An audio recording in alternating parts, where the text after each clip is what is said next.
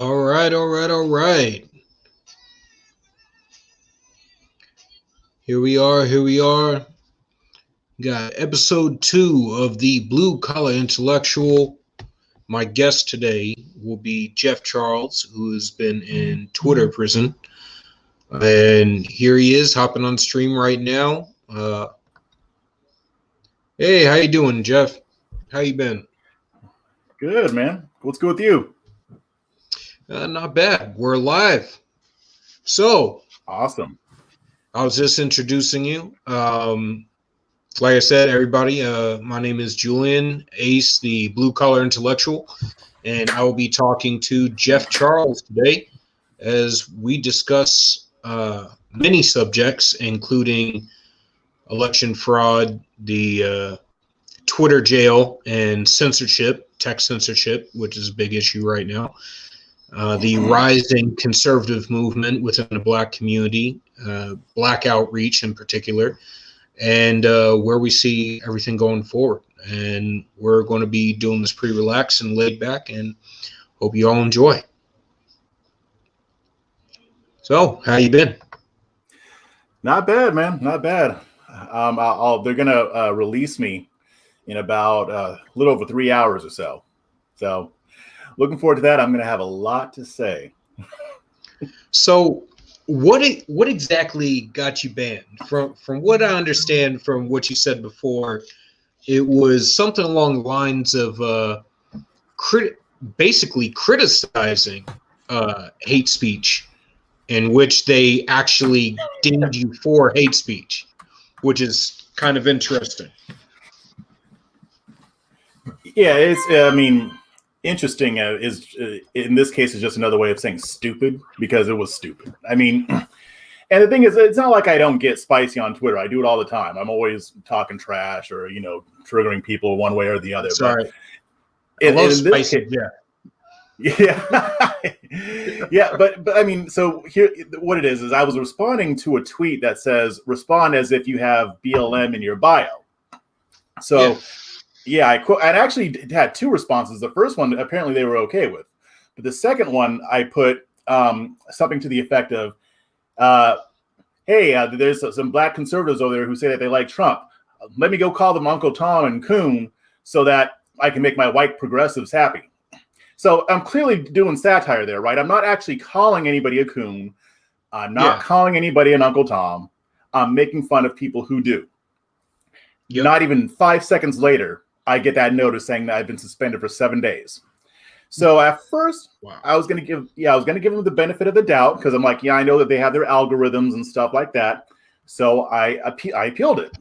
I'm like, I'm going to give them a chance for a human to actually look at this and uphold my suspension, which they did. I put in my appeal and I explained to them, I've been called this name before. I've seen other people call other people this name without being suspended, without anything happening to them. Yeah. And in this case, I wasn't actually using that language against somebody. I was making fun of it. So I laid all that out in my appeal. And then the next day they upheld it. So when I wrote the article about it, I went to the Twitter search feature and I put in Uncle Tom, I put in Coon. I even filtered out people who weren't blue check marks so that I got blue check marks as well. Tons of people using that word, using those words against people, people like Terrence Williams, against, whoever. Again, yesterday I saw somebody using it against Ice Cube. So it's apparent that Twitter doesn't really have a problem with those 2 words. They have a problem with people with certain political beliefs. Now, to be fair, I did see 2 people who complained about having been suspended for using those words. And I will get, yeah. Oh, well, see, yeah. Well, but these are people, these are Democrats, though, not people on the right. Oh, okay. I expected to happen people on the right. But I found 2 people who were more on the left who used the words, who said that they got suspended. I also understand that they can't catch everybody who says it. But if you type in those words into Twitter search feature, you just see tons and tons and tons of people. It's ridiculous. All the time. All the time. That's the immediate block that people will get from me is any sort of that, or if I explain to you the similarities between that phrase and the slaves on a Democrat plantation, and you still use it, that's an automatic block too. For certain people. Now, I did see others from people also complaining about having that word used on them, but I didn't see anybody who was being allowed to stay on Twitter who was making fun of people who do that. So I'm not really sure how they even reason this out. But I figure that if somebody has a decent sized following, which I don't have a huge following, but I have a decent sized following, and I'm always cracking on the left, and I write for a popular conservative a blog. I think that's why they upheld the suspension. Because to me, if I were a human, let's say that if the shoe were on the other foot, and it was somebody, using that term, who was on the right or the left, saying, I'm going to make fun of these people who use those terms. Even if you're talking about actual races, like say if I was making fun of David Duke, I bet they wouldn't have blocked me for that. But here's the thing: if I was looking at that and I'd say, "Oh, well, this is clearly satire," then I would reverse the suspension. But the people that Twitter has working for them are predominantly on the left, and they're on the far left because they're in Silicon Valley and elsewhere as well. But I mean, Twitter is a very left-leaning company. I'm not sure how left-leaning Jack Dorsey is. I mean, in some areas I kind of give him the benefit of the doubt because sometimes it just doesn't seem like he has control over his people. But at the same time, I mean, this is a problem. I mean, it not just because of me, because of what I see going on with conservatives getting censored. I mean, with that whole Hunter Biden fiasco, they censored that story, and it was blatantly because of political purposes. It wasn't because the information was false. It wasn't because it was hacked materials. No, it was straight up because it may have impacted Joe Biden in a negative way. And I think at some point it's going to come to a head. I think in the next couple of years, we're going to see this go before Congress because the Senate Democrats and Republicans are already looking at what should we do about social media companies because they're so powerful now, and they are in control of what gets disseminated on the platforms. Honestly, I don't know what we do. I don't know where we go from this because I'm watching with the Republicans. I watched the hearings today, and I saw same old faces normally talking. And it was nothing special. I saw some great retorts from Josh Hawley and things of that sort, but I didn't see anything that I thought would move the ball. Ted Cruz gave good oration as he normally does, but I can't say I'd expect it to actually change anything at this point. I mean, they've gone in front of Congress how many times? There's been numerous accounts of evidence. They've even presented evidence in front of Congress. And still, yet they have their 230 protections, which for anyone who doesn't understand, it allows them to act as a impartial platform by which anybody can post anything and then not be held liable for it. However, at the same time, they've been allowed to essentially block and manipulate content and make editorial choices without any reprisal whatsoever. And that's something that you only get to do if you're an actual publisher. And if you're a publisher, you can be held accountable for what you do. And I don't know how we do that at this point. Yeah. I see somebody who wants to weigh in back there. Yeah, it's my 9-year-old. He is watching us live in the other room, and he's studying this. He wants to do a podcast he wants to start his own YouTube channel on the myriad of subjects that he likes to do PowerPoints and educational stuff on. Wow, 9 years old. That's cool. Yeah, he just did one on the Constitution. I'm actually very impressed at. So nice. Well, when he gets older, he might want to be one of the people fighting these battles. Then I mean, and to go back to what you were saying, I mean, you're right. I mean, right now, I think we're in the political theater phase where people are just gonna in the Senate are gonna get their little sound bites out, look like they're holding people accountable. At the same time, I think this issue is going to keep getting worse. So it's going to get to, because the thing is, the only way that this doesn't get legislated on is if Facebook and Twitter stop doing what they're doing. but they're not going to. And if you look at how they were 4 years ago and to where they are now, they've progressively gotten worse. I don't think that a story like Hunter Biden had come out about Hillary Clinton. Actually, we know that they didn't really throttle those stories about her emails and what have you. But now they are getting directly involved in the political process as far as, you know, what they allow people to see. So they'll let people see all kinds of propaganda from the left. But if it's a story on the right, and let's just say they're even justified. Let's say the story is it's fake news coming from the right, they'll scuttle that. But if you have fake news coming from the left, they'll let that fly. And it's only getting worse. I wrote an article earlier today. I don't think it's posted yet, but it's going to post later today. But according to the Biden campaign's internal data, and this was a report from the Daily Beast, not exactly a bastion of right-wing thought, right? It's the Daily Beast. And they reported, and according to their data, the fact that this story did not hit the mainstream media because they ignored it helped Biden a lot. They basically suggested that if outlets like CNN and MSNBC actually reported honestly on the story or even touched it at all, it would have hurt him politically. Now, the result may have still been the same, but according to their data, they said that it not being reported by the mainstream media really helped. But this story was actually talked about more on social media than Hillary Clinton's emails. And that is with the suppression that Twitter did and with the suppression that Facebook did. So you can see that the Democrats are really starting to take this stuff seriously as far as content that is shared online. Conservatives have done really well with using alternative media to bypass the gatekeepers in the corporate press because we've had to. But now the Democrats are really realizing, and I'm sure that people at Twitter, Facebook, Google too, that they're realizing it and they're getting concerned about it, and they're using their platforms to suppress speech from the right. So I think, the thing is, the Democrats have their problems with Facebook too. Biden is not a fan of Facebook. So when he's in office, then, I mean, I can see, well, regardless of who has the Senate, this is going to come to a head. And as much as I don't want to see the government have to regulate a business like this, I think it's going to get to the point to where it has to be, because social media is becoming almost as necessary as your telephone, almost like a utility. And if I get on my phone and I call you up right now and I say, I don't know, I hate white people. I don't hate white people, but let's say that I hate white people. Well, my phone company can't do anything about that. And nobody can do anything to them about it because it's a utility.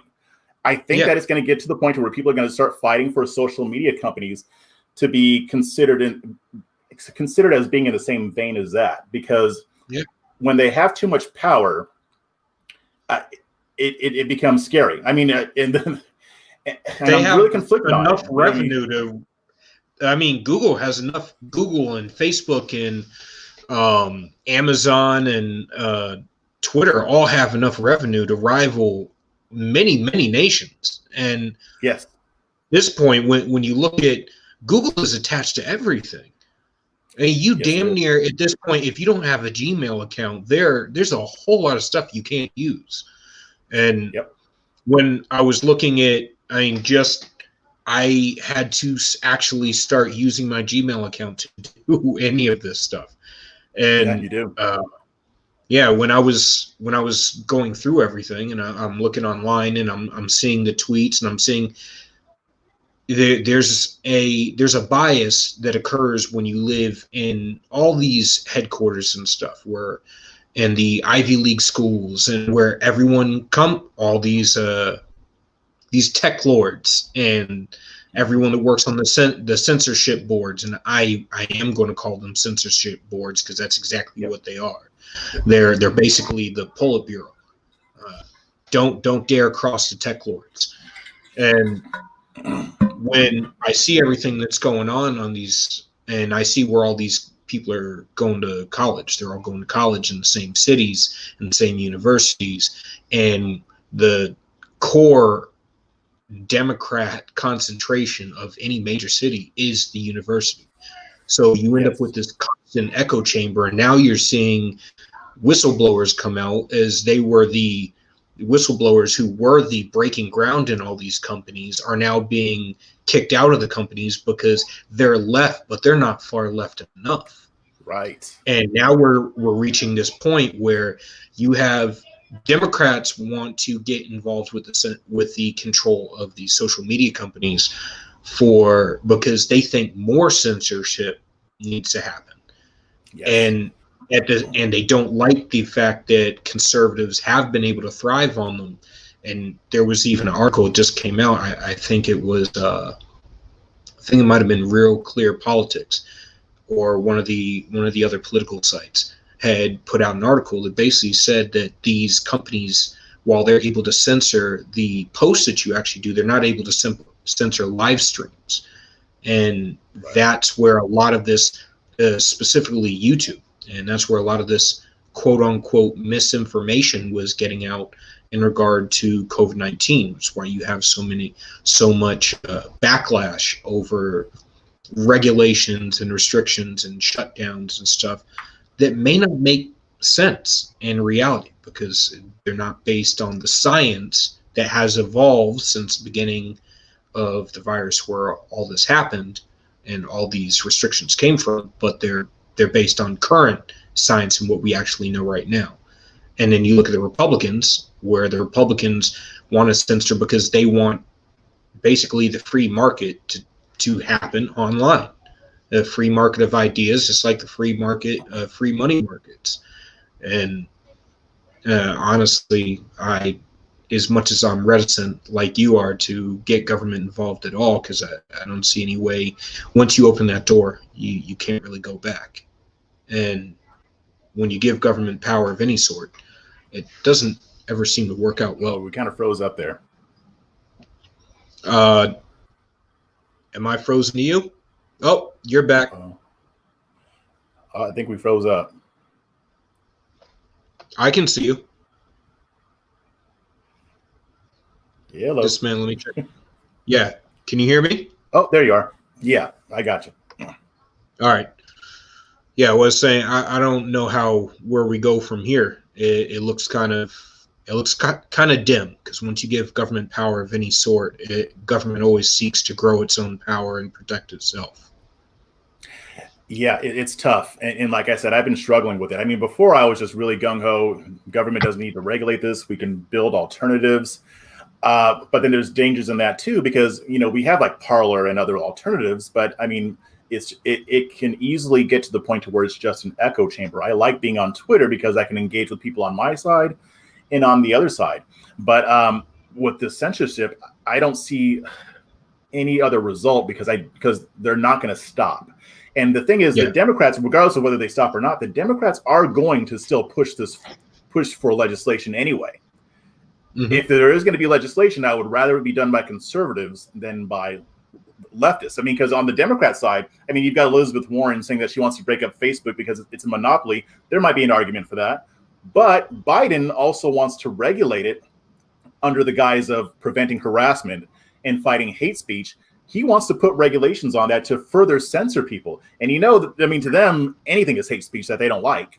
So yeah, we've watched that evolve in real time over the past year, where all of a sudden, 2017 science was racist, math was hate speech.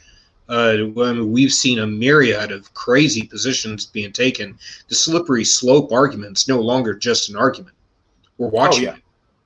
Well, check this out though. I just wrote about this today too. A member of Biden's transition team. I can't remember what his title is going to be. It's like the team lead for the global media something or other. I'd have to look it up. But basically, handles a lot of the government funded and government owned media sources, like in the Middle East and here and abroad as well, and in Europe. This guy wrote an op-ed, I think just a year ago, saying that we need to reevaluate our understanding of what free speech is. He's saying that certain types of speech should not be allowed. It should be illegal. For example, he gave me the example of burning the Quran. He says that should be illegal. Now, I agree that that's wrong. It's immoral. I wouldn't do it. But I don't want to have the government lock somebody up for doing it. And he gave a few other examples too, but he's on Biden's team, and Biden has already expressed the desire to have more regulation on Facebook to crack down on hate speech, or hate speech that could lead to terrorist attacks. Like this guy, Richard Stengel, He brought up, what Dylan Roof did. He brought up Omar Mateen, who got radicalized by ISIS online, which, by the way, a lot of these companies already try to censor ISIS. Some don't do a great job of it, but they already try. But they want to place more regulations on speech. And a lot of the Democrats have issues as far as they handle privacy. And I could probably roll with them on that. I mean, it's how these social media companies and Google handle privacy. There might need to be some changes there. But if they actually get to drive this, they will make sure that we're censored more. So at this point, if I know that that's already going to happen, I can say, I don't like this, but I would rather for the conservatives to be involved in it so they can say, no, you're not going to find an excuse to censor us more. As a matter of fact, we're going to make sure that you do this fairly. Again, I don't like it, but I don't see any other outcome. Yeah. I mean, to be honest, I still don't want anybody to be involved in it, but at the same time, when I'm looking at everything transpire, and I'm looking at the fact that the left is going to do it. They have no qualms about it whatsoever. This isn't a principled position that they're like, maybe because, there's the Constitution. I could understand the premise of wanting to regulate them and actually make them more free. I could even understand the idea of, hey, I want to prevent hate speech. You shouldn't be able to say mean or these absolutely horrific things to people. If it was across the board, I could understand it, but it's not across the board. Right. Like you just said, they want to ban burning the Quran, but yet none of them had any issue with burning the flag. Right. They want to make it so that you can pray in school to Mecca 5 times a day, but none of them had an issue taking prayer or kicking kids out of school for praying at lunch right before they eat their food. So there's a bias here, and it's this dynamic of where we automatically, because the other side stands for this, we take up a contrary position that we may not even actually believe in, just to own the other side. And for some of this, to be honest, I think that's what the punditry, and I think that's what the left-leaning media and the Democrats are doing. By Democrats, I mean those as a part of the Democrat machine, the institution itself, not the average voter, because I think the average voter on both sides is far more reasonable, and if you give us evidence, we will take a different position. So I think the average person is far more reasonable than anybody in the punditry gives anyone credit for. Well, and I think a lot of the punditry class try to work to make us less reasonable. They try to make us more emotional, more outraged, more emotional, so that we're not acting reasonable. But you're right. I mean, and as far as like those terms and conditions go, you're right. I mean, I don't have a problem with Twitter and Facebook having terms and conditions. They're a private company. They should do that. I have a problem with them enforcing them as selectively as they do. Their terms and conditions are largely dependent on the political beliefs of the person that it's being applied to. So I think that's the issue. And I mean, and I think what's horrible about that, I mean, there are a lot of people leaving Twitter to go to Parler. I'm okay with Parler. I'm on it myself. I've been actually putting more energy into it because I've been suspended. But the danger I see there is the echo chamber. I mean, if most conservatives leave Twitter, then Twitter becomes a progressive echo chamber. Parler becomes a right-wing echo chamber, and we're not talking to each other as much. Now, I know in real life people talk to each other all the time, and depending on where they live, I mean, some people live in places where there are a lot of conservatives and a lot of liberals. I'm in Texas, but I live in Austin, so I interact with a lot of progressives, but there are still a lot of conservatives too. But if you're talking about the online space, especially with the punditry class, the last thing that I want is an echo chamber, because we can't really get things done if reasonable people on both sides aren't able to interact with one another and have that civil discourse. And I think all of this is contributing to the breakdown of that political discourse. And I do think that it's by design. It's the social media companies, it's our media, our punditry classes, our politicians. They are serving more to divide rather than to bring together. And I don't care what Biden says. He gave that speech on unity or whatever. It was BS. Like, Biden has no intention of uniting us. I mean, when that violence broke out at that Million MAGA march in DC, did he condemn it? No, he came out and said, I condemn all violence. And by the way, I don't like that white supremacist sign that I saw there too. I'm sorry, that is not a condemnation of what happened at DC when people on your side attack people on the other side violently just because they were expressing their political beliefs. If you actually wanted to unite, you would condemn violence when it happens, no matter who it happens to or who it's coming from.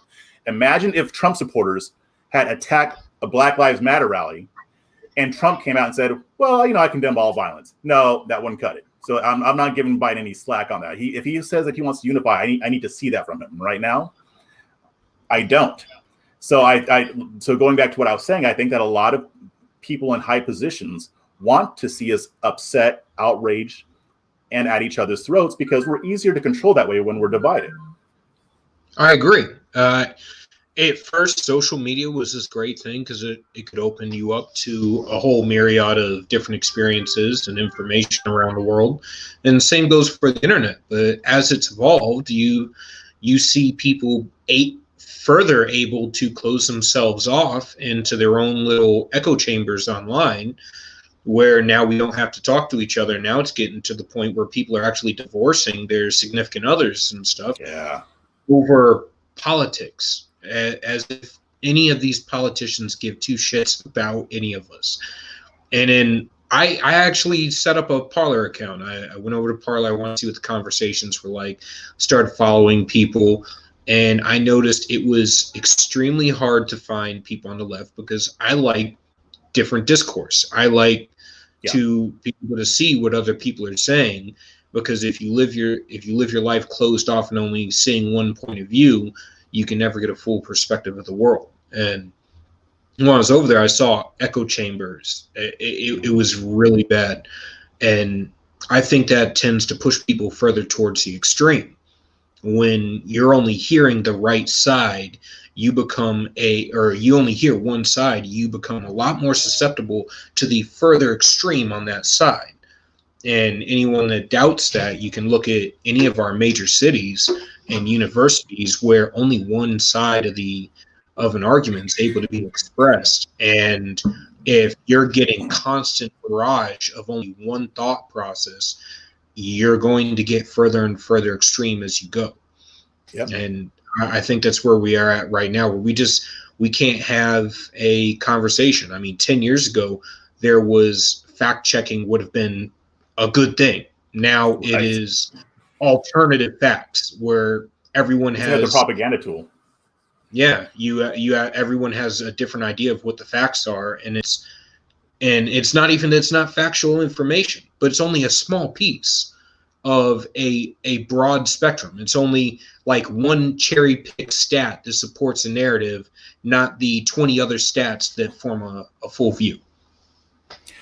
Yeah, no, I mean, and that's exactly right. I mean, and both sides do it, and both sides, unfortunately, are invested in only presenting one point of view, which to some of that, I kind of understand that, but they don't make it easy for people to see other points of view too. And what that does is that creates an ecosystem where people hate each other. Like, nobody should be surprised that far left progressives hate people like you and I, because a lot of them haven't actually been exposed to people like you and I. They've just been given this picture that's been painted that's been false. I mean, it's like, are you familiar with Daryl Davis? Daryl Davis? No, not necessarily. So he has you might want to check it out when you get a chance. He has a documentary on Netflix called Accidental Courtesy, and he's a black man.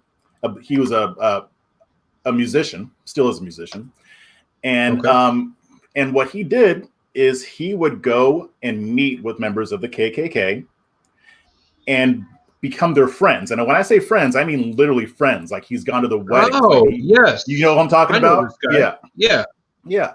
So there are two things that he says that really, it's funny. This guy needs more exposure, honestly, but because what he did and his philosophy on what he does with actual racists applies outside of that too. One thing he said is that the reason why he became so tripped out about racism, because he didn't really discover it until he was like an older kid. He asked the question, well, how can you hate me when you don't even know me?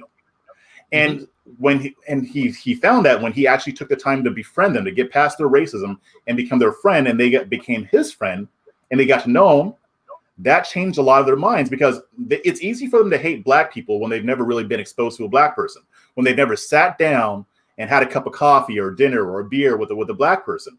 When that happens, that is the biggest weapon against that type of hate. And the second thing that he says that always stands with me is, as long as two enemies or opponents are talking, they're not fighting. It might get heated, they might bang the table. This is what he says, but at least they're talking to one another. But when we get into our echo chambers, and when we live in places that only feed us what we believe, and we don't really actually know anybody on the left, at least in a way that's close, we get this view of them too. I mean, I see it all the time. People on the right saying, oh, they're all communists, they're all SJWs. Well, no, a lot of them are. I mean, you're talking about the far left, but there are people on the left who are perfectly sensible people who don't even like those people. And if you actually sat down and had a cup of coffee with them, you would know that. But when our media and media on the right and the left is so invested in keeping us outraged, and we have different techniques that we use to do it, by the way. As somebody who's on that side, we have different ways that we know that we can push certain buttons. When we do that, it may get us money, it may get us clicks, but it's not helping American society. It's making American society worse. It's making our political discourse worse. And it's meaning that the fringes on both sides are the ones who have the loudest microphones. And that is dangerous. That's very dangerous. And I am concerned about how our society is going to devolve or evolve going forward. I try to be optimistic about it, but then some days I'm just like, oh man, I think we're kind of doomed here, bro. Like perfect example of Darrell. I was active duty with guys. I had guys that I had met throughout being active duty that had no experience with black people. I mean, they were from podunk towns in the middle of nowhere, and everything they knew about black people they saw in the media. So, of course, it wasn't a good perception that they had of us. It wasn't positive by any means, but at first I started out as the exception. Then as they started to hang out with more black people, and I started to take them around more black people, all of a sudden, like, I thought you guys were completely different. Like, I thought you were just the acceptable, or what did Biden say? The well-dressed, articulate one. Yes. Clean. And one, the clean one. And then once they get around more of us, it changes their perspective. All those guys would take a bullet for me, and I would do the same for them. I absolutely love them. They're my brothers in every way.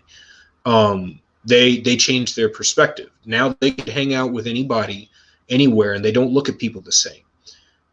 My parents always told me, when someone's racist, or they think they're racist, in most cases it's based on ignorance. But if you punch that person in the face, you have confirmed everything they thought about you. Yes. You're never going to change their mind. And anyone that watched you do it, you just solidified in their mind what they thought you were too. So you just made more enemies than you made allies. However, you have a conversation, and if you disagree, walk away. Walk away. And you don't fight the guy. I mean, if you have no choice and you got to fight, there's sometimes you cross the line and you got to fight. Right. But if you have a chance to change a person's mind, see if you can change their mind. See if you can have a conversation. If you can't have a conversation, you can't change your mind, and you can walk away. Walk away. You don't have to deal with people. Yep. There are plenty of people in the world that you don't got to deal with. And going out of your way to deal with those people is absolutely asinine to me. So but that brings me to another thing, with us starting to push each other and look at each other as if everybody's snowflake, SJW, everyone's Antifa, Black Lives Matter, whatever. And I mean Black Lives Matter Incorporated, not local Black Lives Matter, for anybody that actually knows the dynamics of Black Lives Matter. And no, there's no nice side of Antifa. They're all that is the one universal. They are all bad, just like all Klansmen are bad. That's not a nice people on both sides thing. That's a Klansmen are bad, neo-Nazis are bad, Antifa's bad. I don't give a shit if their name is friggin' cuddly bears and friggin' unicorns, but they're bashing people in the head. They're still a bad group. That's not okay. However, even if they got unicorn energy. Yeah, even with I unicorn. agree. I can't stand people with unicorn energy. I can't stand those people. They're the bane of my existence. Oh yeah, I don't care if it's a rainbow colored baseball bat. It's not okay. But when this tendency to push each other into these boxes where we continuously always have to refer to each other as the far extreme, like, oh my God, you're far right, or oh my God, you're far left, and it's like, really? I'm married to a Democrat. If I was far left, wouldn't I try to strangle? If I was far right, wouldn't I try to kill her or something? Or wouldn't she try to kill me? She's not a real Democrat, then. I mean, Yeah. Well, my wife's not a Democrat. She's conservative, but she stays the hell out. Yeah, she stays the hell out of politics, for good reason. But to be completely honest, we keep getting put in this situation where we start to group each other with the far extremes. And my worry has always been that when you start to group everybody in with the extremes, you create a recruitment scenario where the extremes now have an avenue to increase their numbers. If you tell everybody that's white they're a white supremacist, guess what? That white supremacist, the real white supremacist, can now have a conversation with normal people, and you just created 10 white supremacists out of one. So you did the multiplication, you baked that cake. And the same goes on the left. If you say everybody on the left with purple hair is Antifa, you just created 10 Antifa, not one. You baked that cake. And that's a dangerous scenario. And I'll let you in on a little bit of an inside baseball as far as the commentary goes. When you're a commentator or when you're a journalist, the reason why people have that perception of the other side, a lot of it is because of a practice that's called nut picking. And nut picking is basically where, just in case for people who don't know, it's when you focus on the craziest, most nut jobbish, insane person on the other side, and then you only talk about those people, thereby making it sound like these people are mainstream on that side. So if you're on the left, if you're a commentator on the left, you'll focus on white nationalists.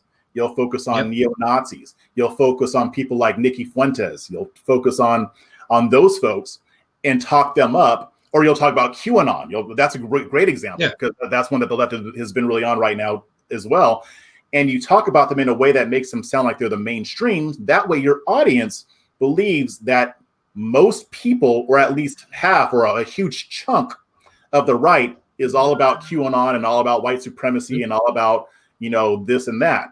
And then on the right, we do it too.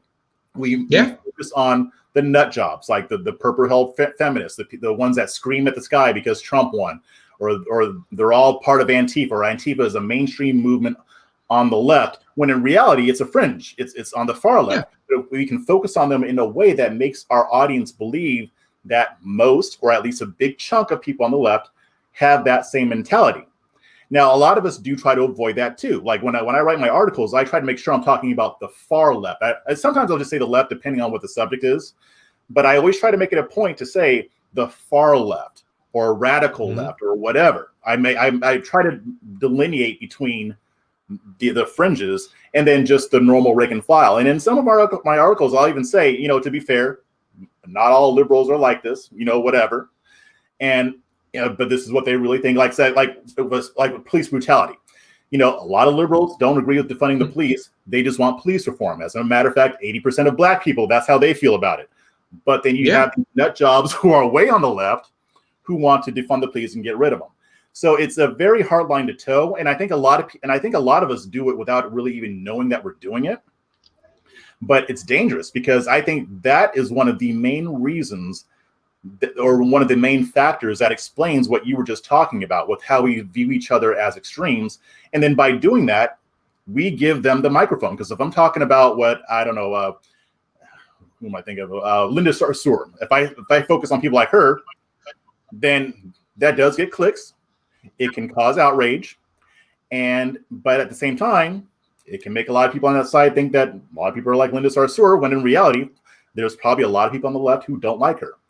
It's dangerous. And I think that, I think we have a responsibility to make sure that we are accurately portraying people on the other side. And again, I think a lot of people in my position try to do that. Others don't. Others know exactly what they're doing, and they don't care because they have an agenda to push and they have money to make. I figured out that leads me into my next segment, but I figured out from day one on Twitter how easy it would be to tap dance for the party bosses, to make light, to use the Linda Sarsour and the oh my god AOC is an idiot, or any of those tropes that clicks immediately. That as soon as someone hears them, they're like, oh my god, I have to follow this guy, and I have to spread the word, evangelize him like he's Jesus or something, the new conservative Jesus. But I don't see that as being productive towards actually accomplishing anything. Which leads me into my next segment while we're discussing the difference between the left and the far left. And that leads me into party dynamics and the dynamics of the body politic. So like we were just saying, we have the tendency to group each other into the far extreme of both parties.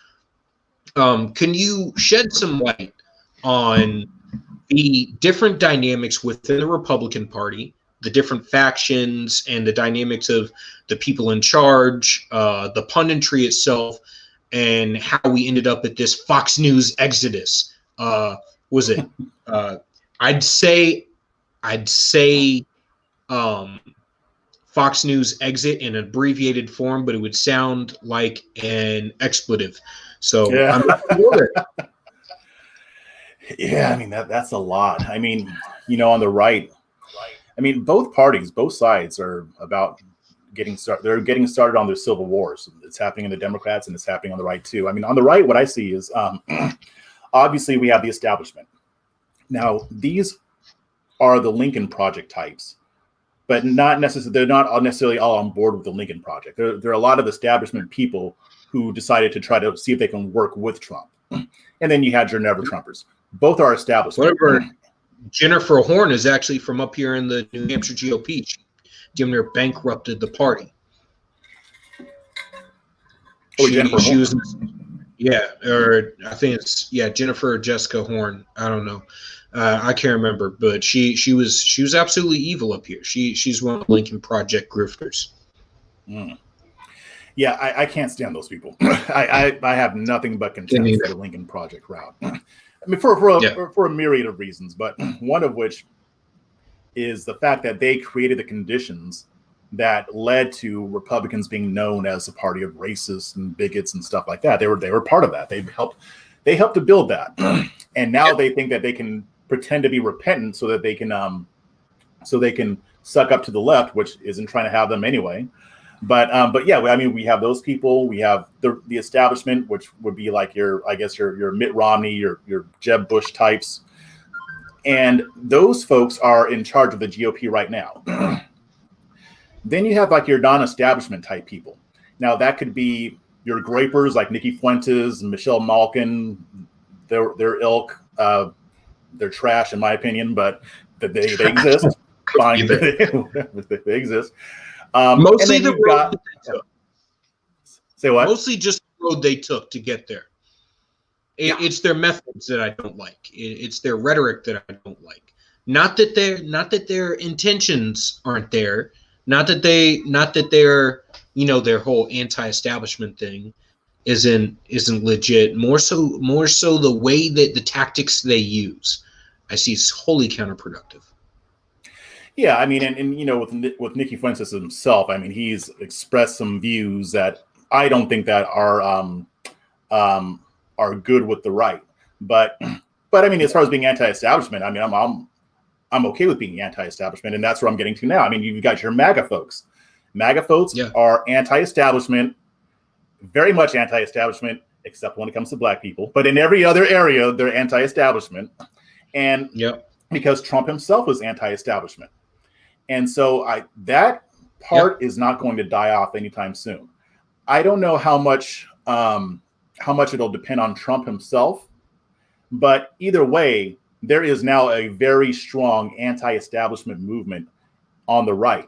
I mean, because there are people who are anti-establishment, but that they don't necessarily consider themselves MAGA. I would fall into that category. I'm a conservative, but I have a lot of libertarian tendencies as well. But I don't necessarily identify as MAGA. I mean, when it comes to Trump, I call balls and strikes. I mean, I'll never be a MAGA type person for any politician. I mean, I'm never going to worship whoever's sitting in that office. But I think I consider myself MAGA, but at the same time, I'm pro-black MAGA. I want to Black America great again. I want to make America great again. I'm anti-status, anti-establishment, community culture, and conservatism, and Christ. I don't, but I'm very much. I see a lot of issues with Trump. I see a lot of issues. Mostly the fact that he's probably the most dismal speaker I've ever seen. If we could have State of the Union Trump all the time, I'd be good. But press conference, I know you're out to get me, and I don't like you, Trump, not good. Yeah. I even like some of his rallies when he does this whole stand-up routine. It's great. I love it. I think it's hilarious. But you're right. I mean, he didn't do himself any favors. But stop dancing. Say what? He could stop dancing though. That's dismal. He could stop dancing. No, he needs to do that YMCA dance. As a matter of fact, I think that's why we're in the situation that he's in right now. He danced to the song, but the person who wrote the song very clearly made a demand. He said, I want to see him do the actual YMCA dance. He didn't do it, and now we're having recounts and contested elections. I think that is the reason why. Hey, you know what? I am all down. You know what? If I run for office, I'm gonna be completely honest. I'm gonna rock a suit with all white sneakers, because if I'm want to wear a suit all the time and be uncomfortable, I might as well have my feet be happy. And you never know when you got to dance. So that's shit. I'll be hitting the Dougie. You might have to play the censored version though, because I don't think the white conservatives are going to be feeling that other stuff. Definitely not. Yeah, but I mean, I think that's pretty much how it breaks down on the right. I mean, you've got your anti-establishment, you've got your establishment, and then you've got various breakdowns in between. But I think that our civil war is going to be between the non-establishment and the establishment. And I hope that the establishment loses, because the establishment, I think, after Trump is gone, they're going to want to go back to business as usual, the way it was before. And then the conservative movement will become irrelevant, or we will lose all of our influence in government. That's what I'm worried about, is with the Lincoln Project, obviously trying to make a play at getting back into the party power positions. And now I just saw this poll with Fox News that apparently Mitt Romney, without Trump in the running for 2024, because let's face it, conservatives, is a high likelihood without, I don't know, Tinkerbell coming down and sprinkling some pixie dust, that Trump is not going to rise to POTUS again. That Mitt Romney is in the leader for the next term. And I'm like, no. One, you cannot have we've already discussed this with Sonny Johnson. She was completely correct in it. You cannot have another president that ignores culture, and you cannot have another president that bashes the black culture right after making inroads into the black community. It's not going to happen. Prototype of that. Oh yeah, he is that old school establishment type. He'll make money off of everything he does, but accomplish absolutely nothing. While the government continues to grow, and yeah, we may not get the fast road to socialism that AOC and all them want, but we'll get the big government slow road where Yes. he continues to pad his pockets, and that's not good either. Yeah, no. I've got serious issues with Mitt Romney. If they put him up, I will not. I will campaign against him. I will not. I won't even. I'm basically going to go into "I told you so" mode, and y'all bastards should have listened to me. No, Mitt Romney, when he was running for president, Paul Ryan, his running mate, he developed a whole strategy, a whole plan to reach out to black voters, to go to the black community, to go to black neighborhoods and talk to black voters. This is what Paul Ryan wanted to do. Paul Ryan's more from the Jack Kemp school that actually wanted to reach out to black voters. Mitt Romney torpedoed that. He's like, nope, we're not doing it. He didn't want to talk to us at all. My only gripe with Paul Ryan is that he is largely, I think, one of the most ineffective House speakers I've ever seen. And as far as he is an establishment type. He is definitely, he's young and he seemed energetic, but he very much walked into DC and was like, all right, cool. Put the checks on the table. We're ready to go. Yeah, but I do give him credit for that. I'm not talking about the other stuff. Yeah, but I'm talking about at least for that, I will give him some respect for at least trying and wanting that to happen, because I know his colleagues didn't, and obviously his running mate didn't either. And he just comes from that. Romney comes from that old Goldwater school of thought that says, don't reach out to black voters because they're never going to vote for you. And I think that even though Trump proved that a Republican president, I mean, for all of Trump's faults, if you think about it, especially for Trump's faults when it comes to race, the way he has mishandled race, he still increased his black voter percentage. So if he could do it, nobody else has an excuse. That's something I wanted you to speak on, because like we all agree, Trump. I've talked to people that are really close to him, and they say that he's not racist. I honestly don't care. I don't know enough I don't know him personally enough to be able to defend him one way or the other. I'm not having beers with this guy. He's not drinking bourbon with me. As a matter of fact, he doesn't even drink, which I think is suspect. I think that's suspect. There's way too much good bourbon to not be drinking. However, there seems to be, he's getting different advice from two different camps. Yes. On how to reach out to black people. And I see it as you have the realistic, you have the, I'll say Pastor Scott, Dr. Darrell Scott, right, who I'm supposed to be interviewing tomorrow. Okay. And you have the Paris Denard, who I don't see as an effective outreach towards the black community, because this is a guy that if he were to go in the black community himself, he would have no clout whatsoever. He would not be listened to. He would not be taken seriously. And if you can't go into black community without a bodyguard and be able to talk to people and be able to reason with people, I see no way that you could help a candidate of any form do the same. It just baffles me that was the choice that they picked. And I understand that there's a lot more Paris Denards in DC than there are Dr. Scott or Jerron Smith or hi baby, go see mommy. There's a lot more of them than there is Jerron Smith or Dr. Scott. So I feel like Trump constantly was getting contradictory advice from one camp that, while yes is right, was not the plurality of voices that were in the damn White House. Yeah, no, I mean, I think you're right. I mean, I think that every time Trump knew that he had to handle an issue about race, he should have been talking to Pastor Darrell Scott. I think that a lot of the people that were around him were not advising him correctly. I think that Trump wanted to do something to help black people. That could have been for his own ego, or it could be because he cares, or both. It doesn't really matter to me. But I don't think he really understood how to actually reach black people. I don't think he understands black culture. I think that's why he made the mistake of aligning himself with Candace Owens, because and Blexit and all that. I think that was a mistake. But I don't think he really knew that that was a mistake because he doesn't have his finger on the pulse like that. So it was very important to him to have people around him who would be able to say, you know what, this is what Black people want to hear about. These are the issues that Black people care about. Yeah. Pastor Darrell Scott was probably doing that. But then you have people on the other side who are just saying, no, everything's fine or whatever. I mean, they had that roundtable that Sonny Johnson was at, and most people were kissing his ass. I mean, I think like with Wayne Dupree, I think he got a bad rap. I don't think that he was doing what the people were saying he was doing, because he did say, you know, they want to hear from you. This is what they want to hear from you. So, and Wayne Dupree did point that out.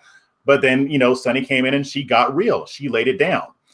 He needed more people like her around him. Yeah, I loved every second of that. I watched it like 5 times. But he needed more people like her, more people like Darrell Scott. These people going forward need to be a key part of helping the Republican Party rebuild trust with the Black community, because whether they see it this way or not, the GOP broke trust with the Black community, and they did it deliberately.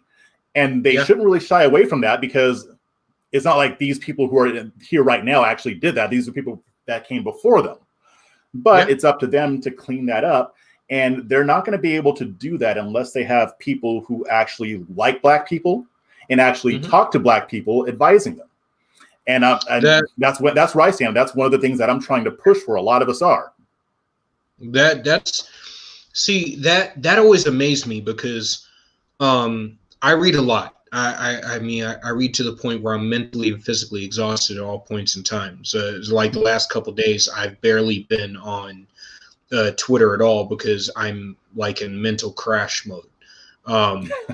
But the idea that we would ignore Black history because it acknowledges that Republican Party fucked up in a major form. I mean, 100 years ago, you just abandoned Black people and were like, nope, that's it, we're giving up. And yes, you voted right during the civil rights movement. Yes, you voted right at key points, but that was because your principles were conservative, that had less to do with the fact that you were supporting us. So don't get it twisted. One does not equate to the other. And the worst part is that they owning that there was a screw up, not by the people that are here now, but by the people 100 years ago, actually debunks that big switch myth that came along throughout history. Granted, it doesn't flatter Republicans, right? But it's a more realistic view that where people can take it seriously. And that part of being able to move forward is being able to own where you screwed up. I think that makes a big difference. And to be honest, I think I'm not going to lie, I will be at CPAC 2021, because I intend on running for office, because I don't like any of the candidates that we had on the ticket for federal office this turn.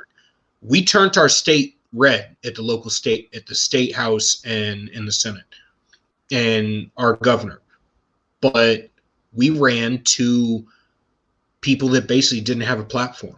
They ran on Trump's accomplishments. So they were absolutely, utterly useless. And the worst part is the state was like, we had a general, special forces general. My sister's father actually served under him, a great, honorable guy. I will listen to a veteran with firsthand experience of a guy that they will take a bullet for any day as far as leadership goes over any grifter carpetbagger that happens to move here from out of state.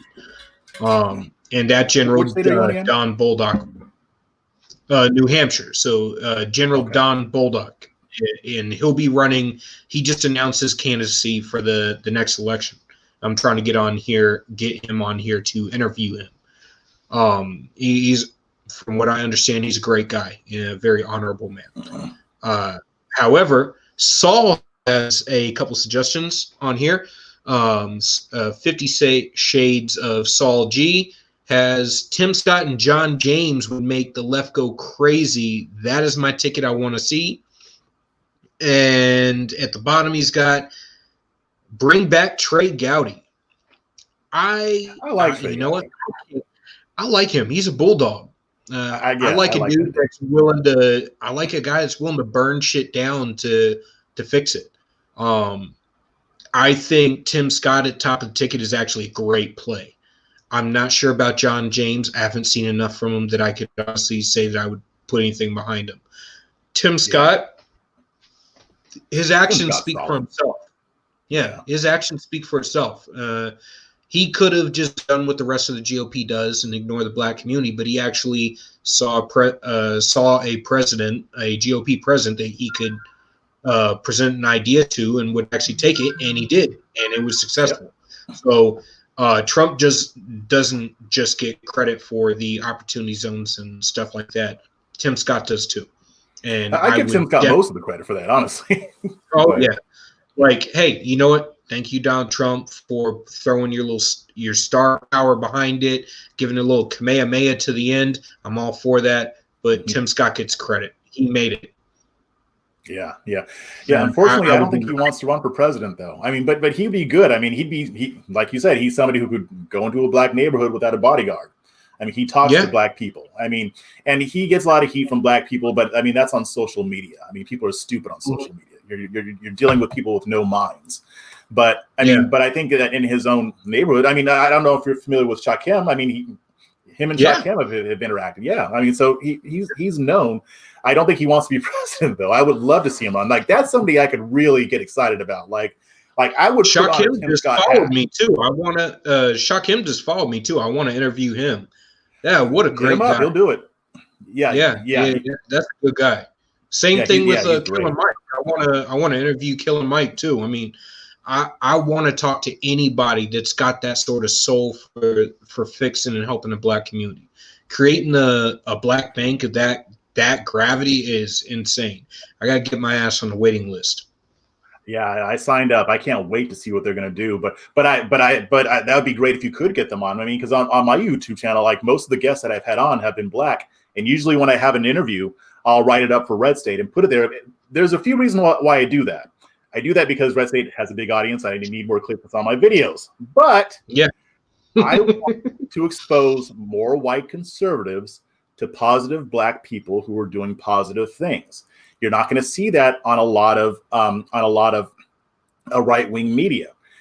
The only time that you'll see them really compliment black culture, never black culture, but black people, is if they have a MAGA hat on. Now, all the black people I have on are conservative, but in those interviews, I rarely talk about Trump. He didn't come up much at all. I'm talking about stuff at the local level, and I want my mostly white audience, white conservatives, to see other black people out there doing it, to show them that, hey, there are black people on the right that are actually trying to do the work. They need more support from the party.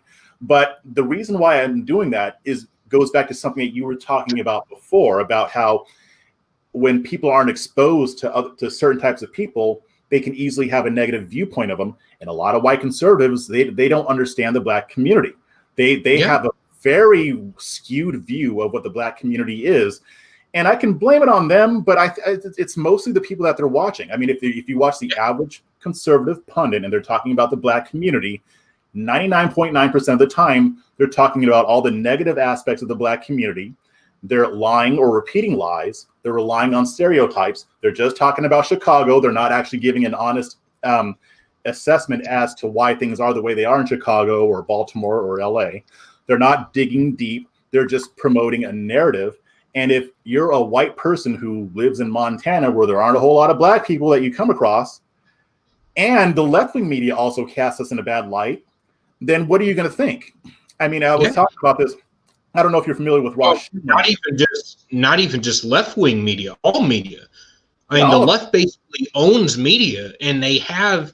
This is not a new thing. They've owned media for friggin' since what, the 40s, since the black and white days. I mean, for anyone that hasn't researched the history of media, they backed Hitler before he started killing Jews. All right. Time magazine. They were in denial about Hitler all the way up until there was so much evidence. They were like, oh, shit, this guy just killed like 6 million Jews. Can we still be okay with this guy? No, we can't still be okay with this guy. All right, maybe he's not that great after all. Like Hitler. And the worst part is the disdain for Hitler isn't. It's because he killed Jews. It's because he killed gypsies. It was his eugenics program. It was not his politics.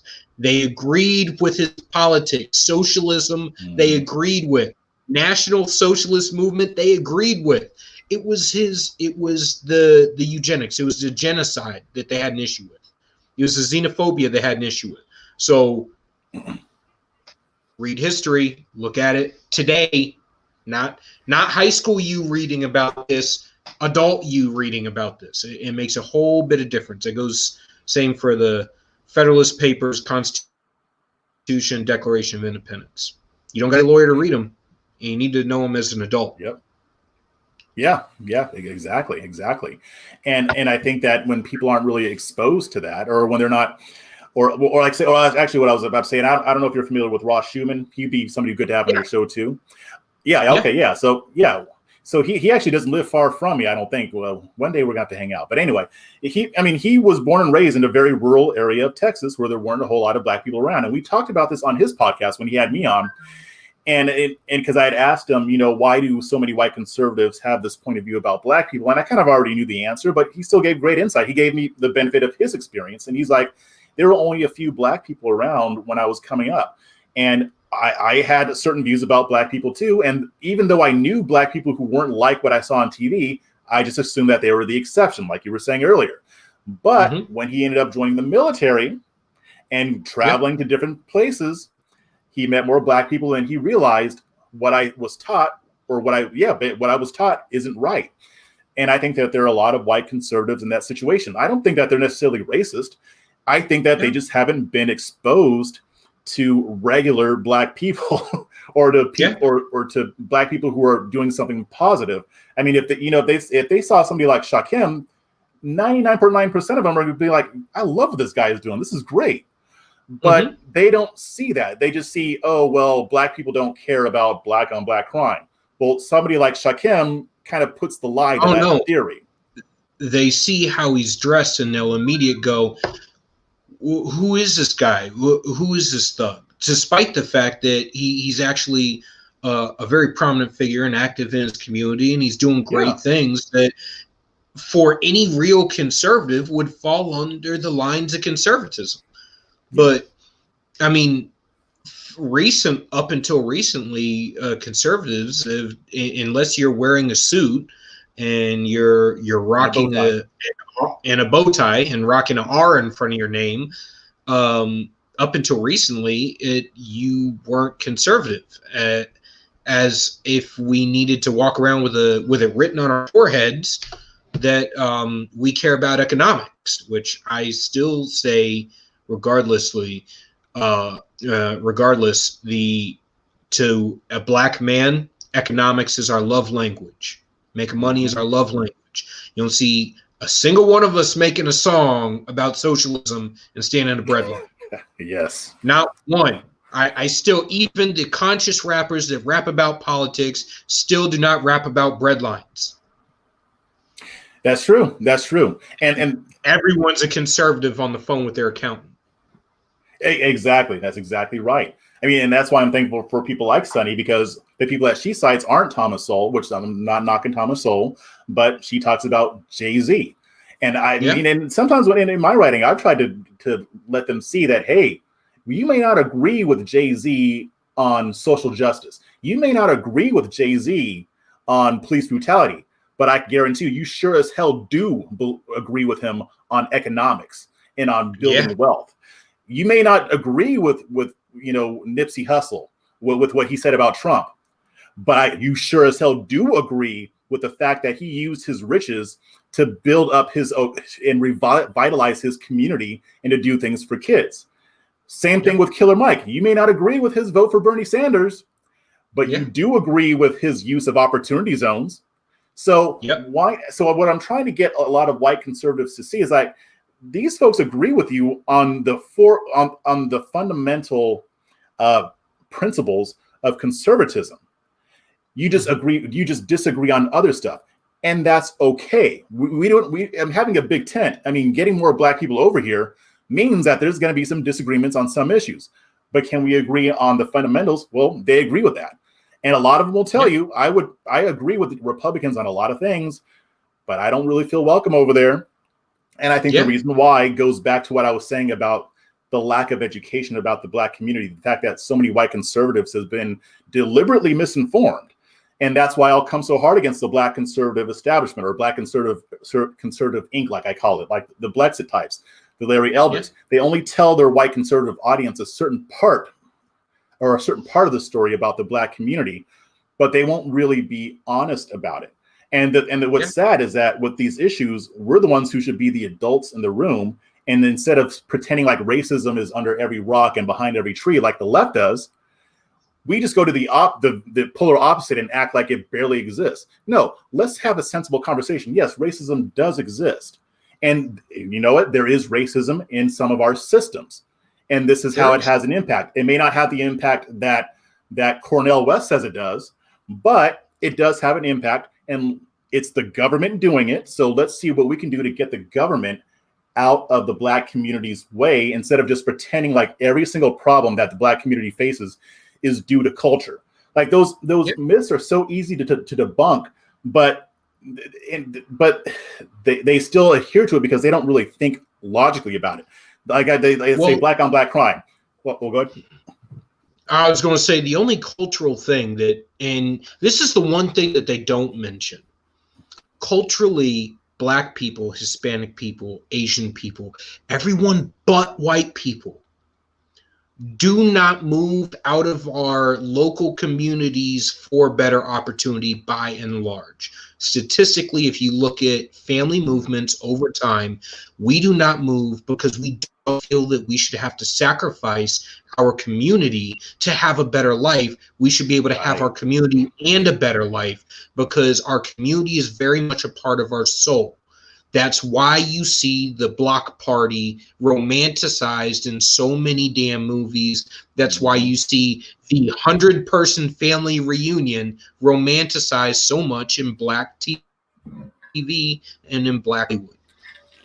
And that makes a big difference. And when you look at just desperate impacts over time, which everyone loves to use desperate impact theory, but they only like to use it when it helps their case, not when it hurts their case.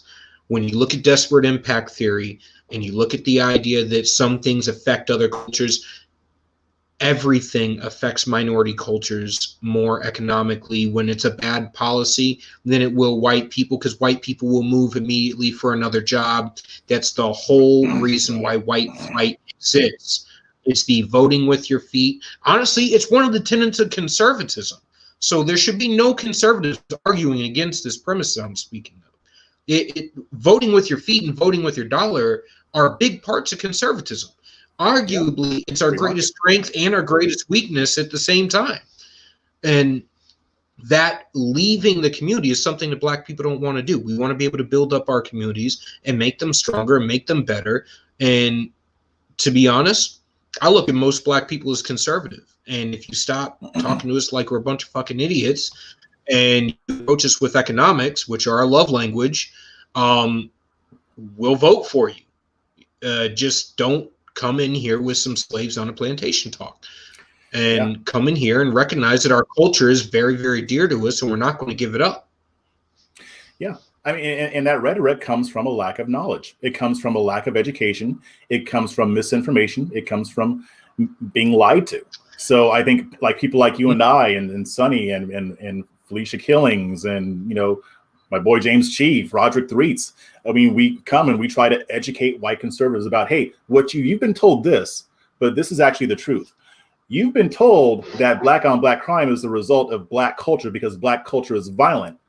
But what you haven't thought about is the fact that, yeah, but what you haven't thought about is the fact that, yeah, Black. But what you haven't been told is the fact that fewer than 1% of us actually commit those violent crimes. So it can't be a culture. It can't be Black culture that's doing this. It has to be something else that's leading to it. Let's have a conversation.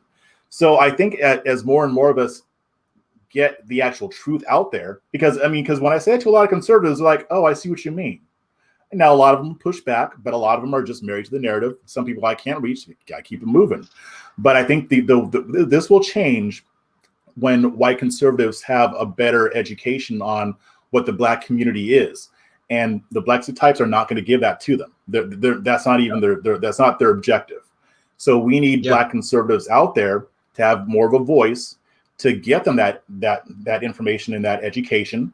And I think a lot of it works. I mean, a lot of stuff that I write for Red State, I get pushback, but I mean, I also get people sending me emails. I get people on the comments saying, you know, I can see what you're trying to do. You're trying to, you are giving us more of an education on the Black community.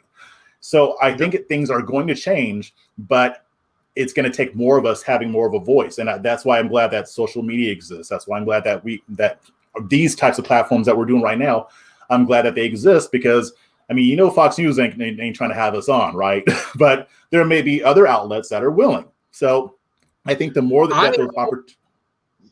I hope an angry, bitter Donald Trump creates a Trump TV. I really do. Yeah. Because this is a dude with enough clout and that he can do it. And he's got a business. People can talk shit about him declaring bankruptcy multiple times, but this is a dude that business schools read his book up until he became president. I mean, say what Jobs failed so many times. They all fail all the time. So there is no successful person that doesn't fail. I mean, 95% of businesses fail, and you're looking at a dude that has failed multiple times and still made it back to being a billionaire 4 or 5 times over. So we can stop pretending he's a bad businessman and just say that he gambles all in like he's got a full house with every single investment, which to be honest has worked out more in his favor than it has against him. That's why we've won so many trade deals. I hope he makes Trump TV, because I think he is that, like he just passed. I was going to apply to be FBI. Mostly because the only way I thought to, I was military police when I was active duty. I study law enforcement training and techniques, and I'm a nerd, so I study law and I read books because I have no life, just a wife and kids.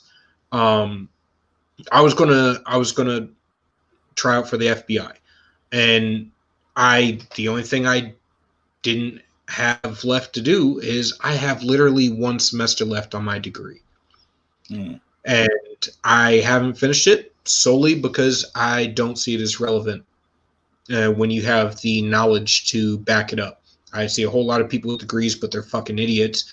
And I see a whole lot of people without degrees that are so smart that I'm like, how do you not have a PhD?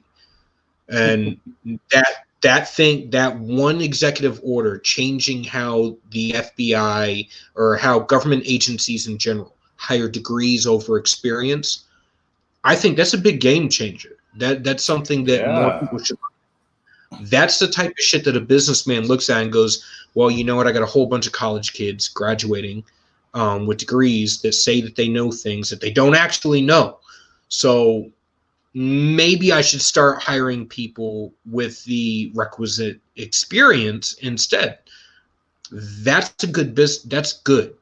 And I think that a Trump TV could start to hire breaking conservatarian, or start to hire people like Felicia Killings or Sonny Johnson. I would love to see Did She Say That on Trump TV. I think that would be spectacular. Awesome. I'm not going to lie, Sonny would hurt a whole lot of feelings at first, but I think she loves hip hop, and I know she loves hip hop, but I'm still going to say it. I think Sonny Johnson's political analysis is like hearing sweet jazz music or hearing B.B. King play the blues. I love it. yeah, it is. You're right. I mean, and the thing about Sonny is that she has the tough conversations. And I think that we need those tough conversations. I mean, Shakem and I talked about that a while ago, earlier this year. I mean, things will change when we can come to the table and have some tough conversations with both white and Black conservatives about how we need to move forward. And I think it's going to happen. I think that I'm seeing that more and more of us getting more opportunities to get our voices out there. I mean, I've had wonderful opportunities I've been able to go on Fox Soul. I've been on a bunch of radio shows, and these white conservative hosts are not afraid to have me on. Even they go through my Twitter timeline. They know where I stand on certain things. They read what I write, and they see that I come after Republicans a lot too. But they don't care. I think a lot of people are just ready for something new. They're tired of the establishment. They're tired of the old way of thinking. And what they liked about Trump is that he broke a lot of that up. But if he's gone, then they don't want to see that go away. So that's going to create more opportunities for people like you and I to get our voices out there. And when that happens, and when people are on the right are exposed to more points of view and different theories and ideas, that's when we'll actually start to see some change. Yeah. I mean, I'm not gonna lie. Like any typical Marine, I'm a belligerent bastard. And I like to drink whiskey. And I'm not gonna give that up just to appease people. And I'm certainly not going to be gentle with my words because people can't handle it. Personally, I wanted to get into one. I have a question for you before we move on to the next subject. How did you get started in this business?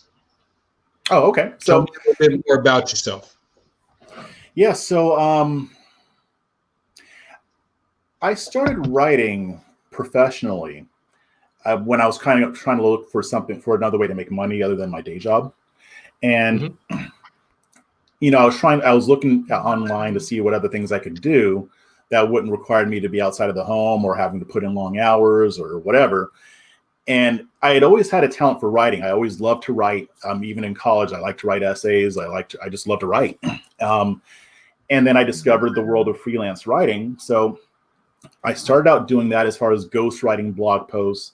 I was in the content mills. A lot of freelance writers will know what I'm talking about when I talk about content mills. They suck, but it was a way to get started and a way to hone my craft. But I'd always been into politics too. So I started doing the freelance writing in about 2014, 2015, around there. And I was trying a few different things here and there, trying to get clients and stuff like that, or doing online jobs, writing about this or that.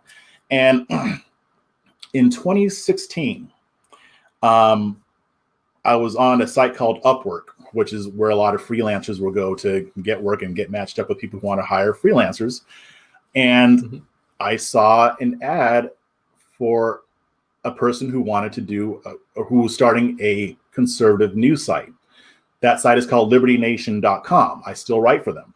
And the person who runs it, her name is Lisa. Her and her husband, Tim and Lisa, great people. And so they put the ad and I responded to it. And this was around December of 2016.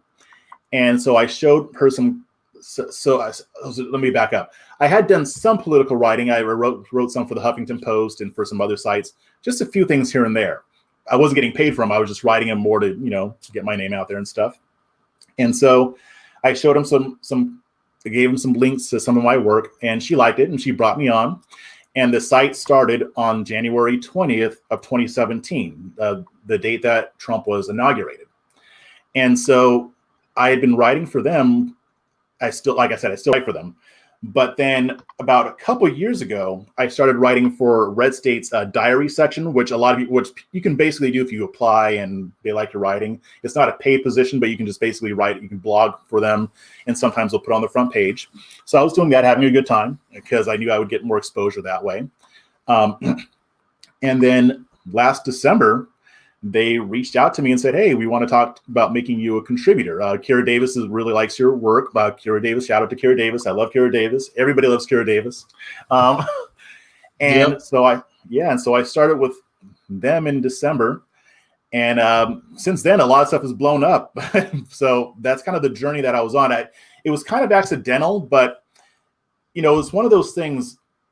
I'm a Christian. I believe that the Holy Spirit works in certain ways and that everybody has a purpose that God created them for.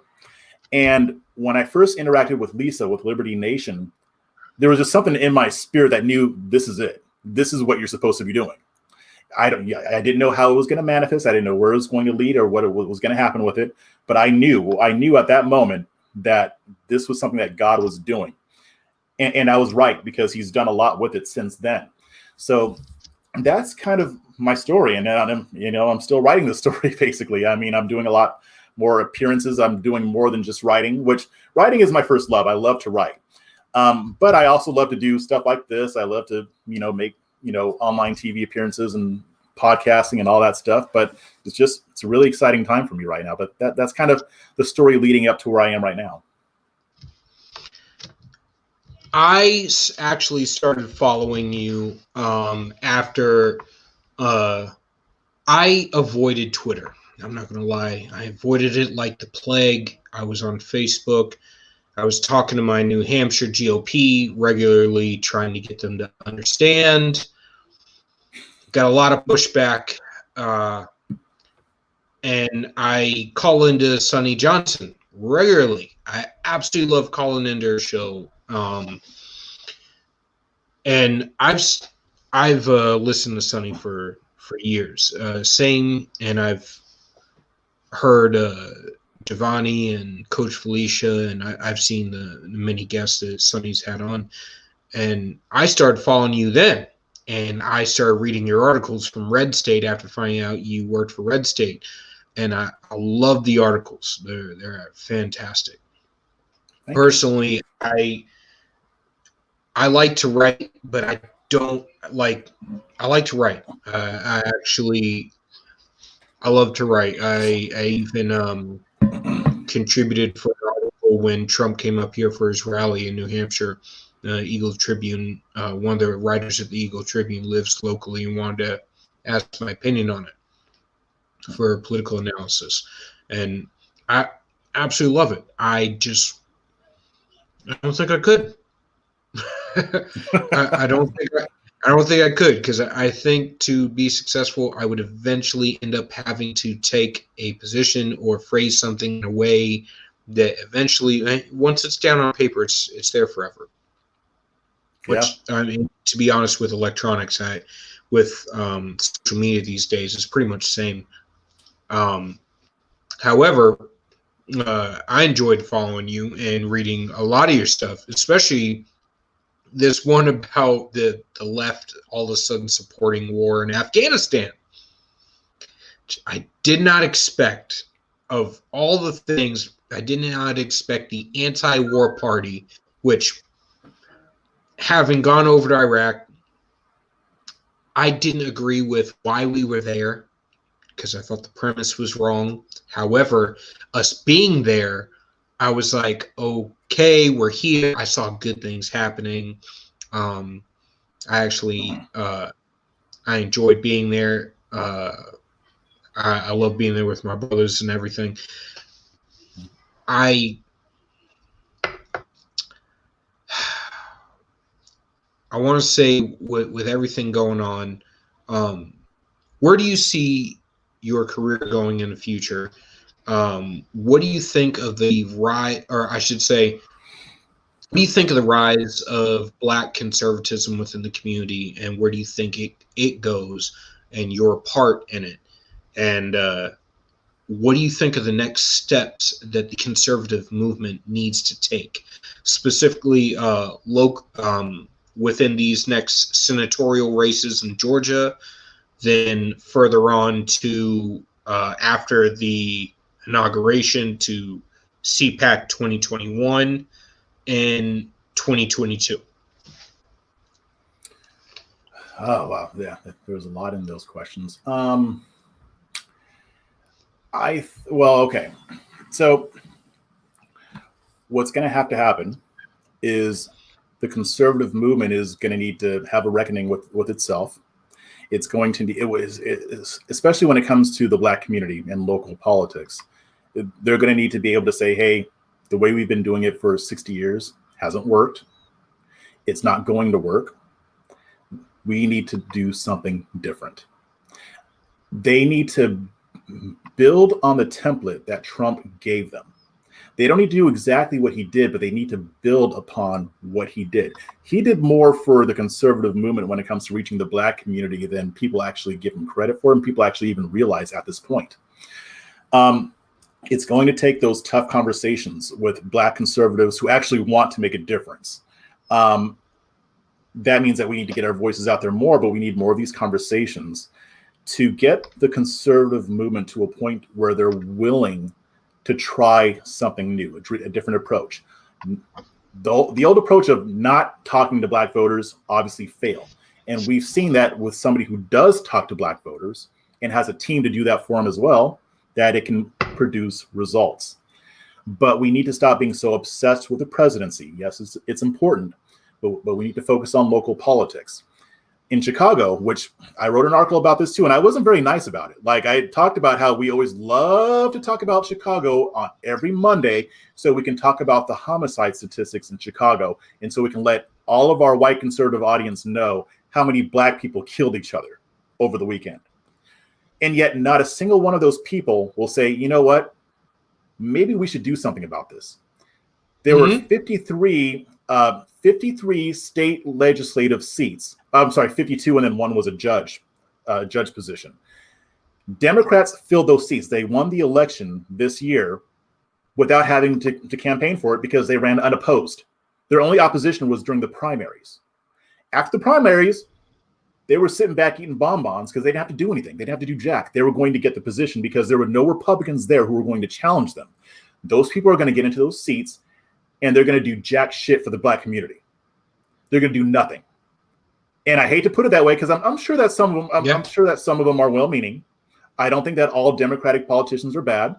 I think that they're wrong, but I think that there are even Democratic politicians who will use conservative methods to better their communities. There's just not a whole heck of a lot of them. I mean, if you look at Atlanta, the surrounding area, they're doing well, Democrats. But that's not the case everywhere. And in Chicago, that's definitely not the case. So we will sit on our high horses and talk about, oh, well, look at what's going on with Chicago. But then when it comes to actually doing something about it, we don't care. And so the conservative movement, we need people out there who's going to say, you know what? 20 people got shot last weekend in Chicago. Why aren't we running candidates there? Oh, there are already black Republicans out there like Devin Jones. Why don't we support people like him? Why don't we support people like his colleagues? We need to evolve past the talking point phase. Talking points are only meant to be the start of a conversation. It's not supposed to start and then stop at talking points. That's what I hate about Conservative Inc. They start and stop with talking points. They don't go any deeper. We need to start having those conversations. When we go deeper than the talking points, then we can get actual action. The GOP in Chicago, from what I'm hearing, they're atrocious. They have no intention of reaching black people. Guess what? They need to get their asses kicked out. Same thing with the national establishment. Same thing with a lot of the establishment figures in a lot of places. I mean, there are places, there are other black cities where the GOP is a little bit better. Okay, let's see how we can get them some more help because they obviously want to make a difference, but they're not. So instead of just talking about 1350, 13% of the population commits 50% of the crimes. Okay, well, stop talking about that unless you have if you want to quote that statistic, but you don't have any solutions and aren't interested in solutions, then fuck off. You can be left behind. We need people who actually want solutions for the black community and are willing to actually put those into action. And that's where it needs to go. Now, as for my place in it, part of what I'm doing, at least until it changes, it may change later, but right now, it's to hit them over the head with this argument. In a nice way. A lot of times I am nice. I can get spicy on Twitter, but I mean, if I'm interacting with somebody, I'm nice. I can sit down and have those conversations. My job is to use my platform that God has blessed me with at Red State and Liberty Nation to reach more people on the right, to educate them about what needs to happen. People like Cindy Johnson are doing the same thing. We're saying, hey, wake up. We're not doing this right. Let's take this seriously and let's get this going. That's what I feel would be best for the conservative movement, but would also be best for black people. Imagine what would happen if 50% of blacks were voting Democrat and 50 were voting for Republicans. That'd be great for us. That would be the sweet spot. I don't ever want to see 90% of black people voting Republican. Yeah, I anger a lot of people when I say that, but because Republicans will do exactly what the Democrats are doing now. So that's exactly what Coach Felicia's been saying: dual domination. And then you end up with a situation. If you notice, for anyone who's paying attention or anyone who may end up watching this, that is what happens with the suburbs every single election. Urban communities, hey, you may get screwed or you may get blessed. Rural communities, same thing. You may get screwed or you may get blessed. Suburban communities always get what they want. Both parties fight over you. Both parties make sure to keep you happy. And that's how you get what you want. Competing ideas in the marketplace of ideas, the marketplace of friggin' policy, the marketplace of money. That's how it works. That's how the free market works, competition. That keeps both parties from going to their extremes too. So when you live in a state that's so blue that you don't even know a conservative and have never heard a conservative, that's a problem. When you live in a state that's so red that you don't know a Democrat and have never seen a Democrat, that's a problem. Diversity of thought and diversity of opinions is how you come to grounded solutions that work in reality, not just theory that works on paper. Yep. And you know who recognizes that? Democrats. That's why they're trying to turn red states purple. That's why Beto O'Rourke was almost my senator. They get it. The Republicans, we don't get it yet. And the thing is like, I mean, I've talked to a guy running in Baltimore for city council. I talked to Devin Jones. I asked them, how do black people react when they find out that you're a Republican, a black Republican? They're like, they don't care. A lot of them are surprised, but they don't care. They're willing to sit down and have a conversation with me. First off, they shouldn't be surprised. There should be a lot of Republicans running in these neighborhoods. I don't care if they're even not black. I don't care if they're Hispanic, Asian, white. Get out there and talk to people. That's what we need to change. And that's something that we lost a long time ago. Well, we didn't lose it. We gave it up. And the giving up started the giving up started right after Reconstruction. That's a whole other story, but it's been a process. But by the 60s, Barry Goldwater basically said, we need to stop reaching out to the black community. He got 6% of the black vote. Nobody has gotten above, I think, nobody's gotten above 15% since then. So, so we need to change this. And we can do it at the local level. I mean, we got a lot of state houses and legislatures this election. Well, we need to start laying the groundwork, because not only will the conservative movement become irrelevant if we don't, because the demographics are changing, but this country will become more of a socialist country if we don't do what we're supposed to do. So that's how seriously I take this. I don't want this country to be a socialist for my kids and then eventual grandkids. I want them to be able to enjoy the fruits of their labor and the fruits of the free market. So we've got to do better. We've got to change. We've got to pivot. We've got to reimagine how we do things. And we do need a complete reform on the right. And not just with the black community, but that's kind of where I focus a lot. But because it's necessary for Hispanics too. Mm-hmm. I mean, the GOP needs to get better at reaching out to Hispanics. And in some cases they are. Some politicians are seeing that. But they were very successful in Florida. Yeah. But they always say, "Oh no."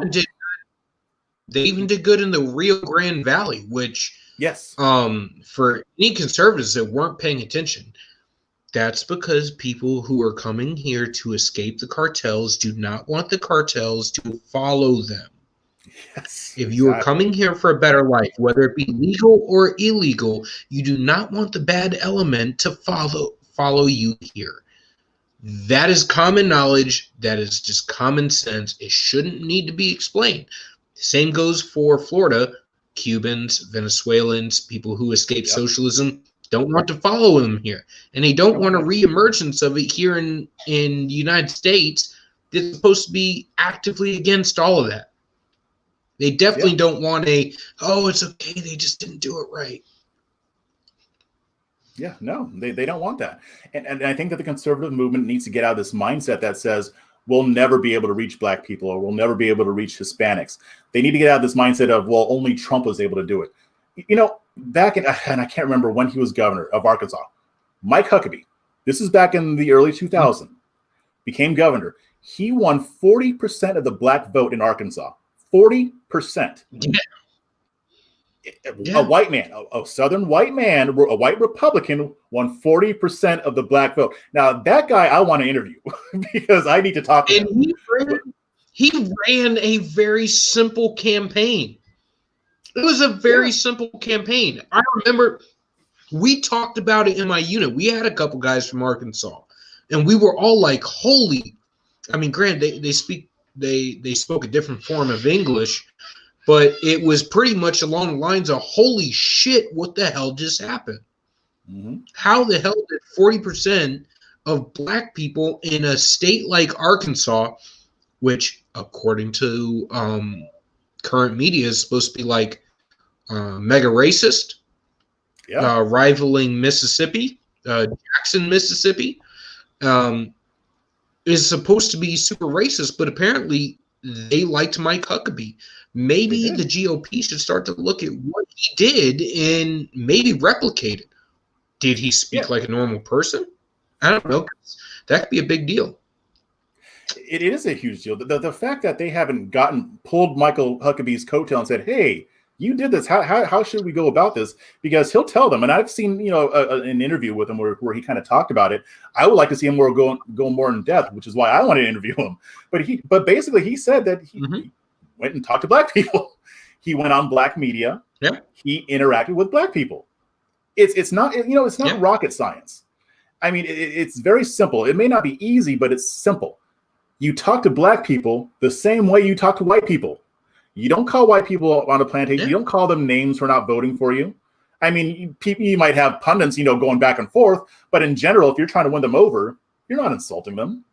Talk to black people just like you talk to white people, and do it consistently over time. Because you know what? When you do it those first couple of years, you're going to lose. They don't trust you yet because the GOP broke trust. But when you're consistent, when you're breaking bread, having coffee, sitting down, doing events, having conversations with key leaders, when you're talking to coaches, pastors, teachers, principals, people who run nonprofit organizations, when you're sitting down with them consistently, then your other objection goes out the window too, because they're always like, oh, well, they'll just say we're racist. Well, if you're actually talking to them, no, they won't. Every black person has white friends, and you could tell them that those white friends are racist all you want, but they won't believe you because they've broken bread with them. They've had beers with them. They have a relationship. So if CNN calls you racist, but you've been in that community for a year or 2 years and you haven't left yet, it doesn't mean that they'll automatically agree with you, but they're not going to agree that you're racist. So this is simple stuff that we need to get, that we've lost, and that we need to get back. That's one of the dynamics I think a lot of conservatives seem to miss, is the idea that just because we've been told a certain thing means that we automatically believe it. When you take that mentality, when you speak to black people or any people of any race, it's condescending as hell. And it makes us sound as if we cannot string together a coherent thought of our own. When you say that, oh, well, they were told something, so they believe it. You're saying that we can't make up thoughts for ourselves. And the fact is, I'm going to say this for most people who are not calculating robots, humanity matters. All right? Yes. One of the biggest friggin' criticisms I hear of Republicans are that we're all a bunch of robots and all we care about is money and numbers. That is a problem, because that means you are ignoring everything else that matters to the whole of society worldwide. That's a big freaking issue. Humanity is a big freaking problem. If you sound like a robot when you speak, and all you can speak is in form of statistics and numbers, and you don't even get those right because you only use 1 or 2 statistics to support your narrative, there's a freaking problem, because you don't have anything else that you can appeal to people with. When you speak about, when you use your humanity and you can emote with people and you can speak to them like human beings, and you don't speak to them like they're ignorant, petulant children, you end up with a completely different result. All of a sudden, people can take you on your words, and they can take you on the content of what you say, not just the context and the tone. Yeah. Now, that's true. And that's true. I mean, and I think it just goes back to having those conversations and being exposed to people. Like, a lot of them say, well, should we talk to black people? I'm like, what do you mean? You're talking to me right now. I mean, we're having a conversation. You know how to talk to black people. I think what it is, though, is that they're afraid of saying something that might be offensive. And I understand that, because I know that white conservatives are very much tired of being called racist when they're not racist. I empathize with that. I get pissed off when I see them get called racist for no good reason too. Some of them kind of bring it on themselves. Even if they're not racist, they do bring it on themselves with some of the things that they say, but most don't. Most are just trying to have a conversation, and they're nervous about it. They don't want to. Nobody wants to offend people unless you're a douchebag. Most people on the right don't want to offend Black people, not on purpose. But I think that I can only speak for myself as a Black man and what I've seen from other Black people. If you're sincere in what you're trying to say, you might slip up, and then there's forgiveness there. If they can see that your heart is in the right place, they're not just going to call you racist. And you know what? And if you're talking to somebody who does that, then keep it moving. Don't deal with that person, because that person isn't serious. They're mindless. They don't have minds. Talk to Black people that have minds, just like Black people want to talk to white people who have minds. If they're just going to call you racist, no matter what you say, then who cares? Most Black people aren't going to do that to you. I mean, even here in Texas, couple guys that I worked with, one big white biker dude loves Trump.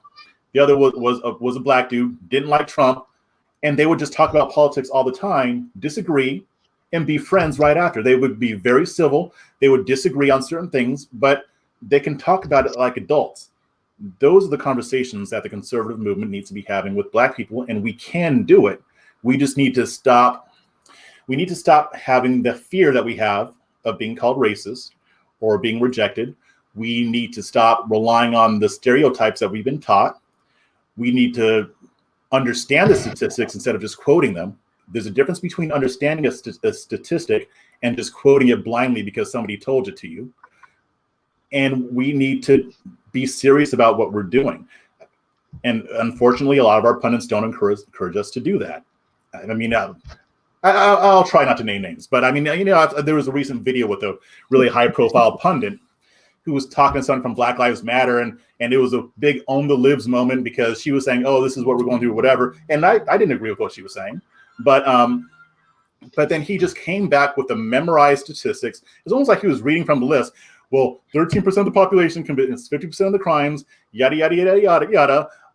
All these police brutality happened under Obama. This is what happened under Trump, as if the president has control over police brutality. And you could just tell he didn't know what he was talking about. He was just reciting a line, almost like an actor, like an actor reciting the lines that he's been given. If this other person could have even questioned him just a little bit on it and brought up some of the holes in his argument, I know for a fact he would have completely fallen apart, because I've seen it happen time and time again. I've done it to them. They fall completely apart when you say, well, wait a minute, you have that talking point, but what about this, this, and this? And does this really says what you think it says? Here's some other statistics to back up what I'm saying. And you know what they do? They either run or they just repeat the talking point again because they don't know what they're talking about. Or the ones who have minds may still end up disagreeing with me on some points, but they'll say, you know what, I didn't think about that part that way. You know, you're probably right about that. Let's try to figure this out a little bit more. I'm just going to say what Jeff said for any white conservatives watching. That's why you don't want a Black conservative in the middle of a damn debate. All right. There's a natural shit talking culture that we do, and we're really, really good at it. I remember playing basketball, the basketball courts. That's exactly how it goes down. The shit talking is real, and it is very, very successful for politicians. I'm not going to lie. When Trump first ran his against Hillary, that first debate, that's where I was like, God damn. I swear this dude grew up on the basketball courts. I know, right? That whole "you'd be in jail" because you'd be in jail. I was rolling. I was like, "Damn, this dude's got balls." That whole mentality, that friggin' not like the first debate this election, which was dismal. Yeah. Where that quick little slide in of a remark that throws you off your game, that's that type of stuff that politicians aren't ready for. Normal politicians can't handle real conversations with people. If you notice, they always go back to their talking points. And that's talking to another politician that's only using talking points. So if they only feel safe using talking points against another politician using talking points, imagine how bad they do on stage against a person who can think on their feet and formulate a real coherent thought and penetrate through a talking point.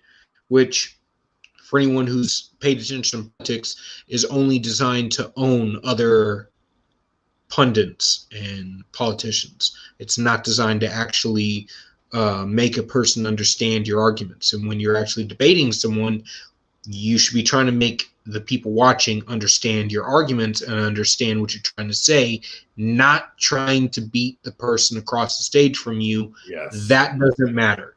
Winning the argument matters. Beating the person by making him look like an idiot, not necessarily. Yeah, exactly. I mean, I'd rather have a conversation with conservatives. I'd rather not have to debate, because in a lot of cases, I will make them look stupid. Now, some of them I do want to make look stupid. So if I were in that situation, I probably would.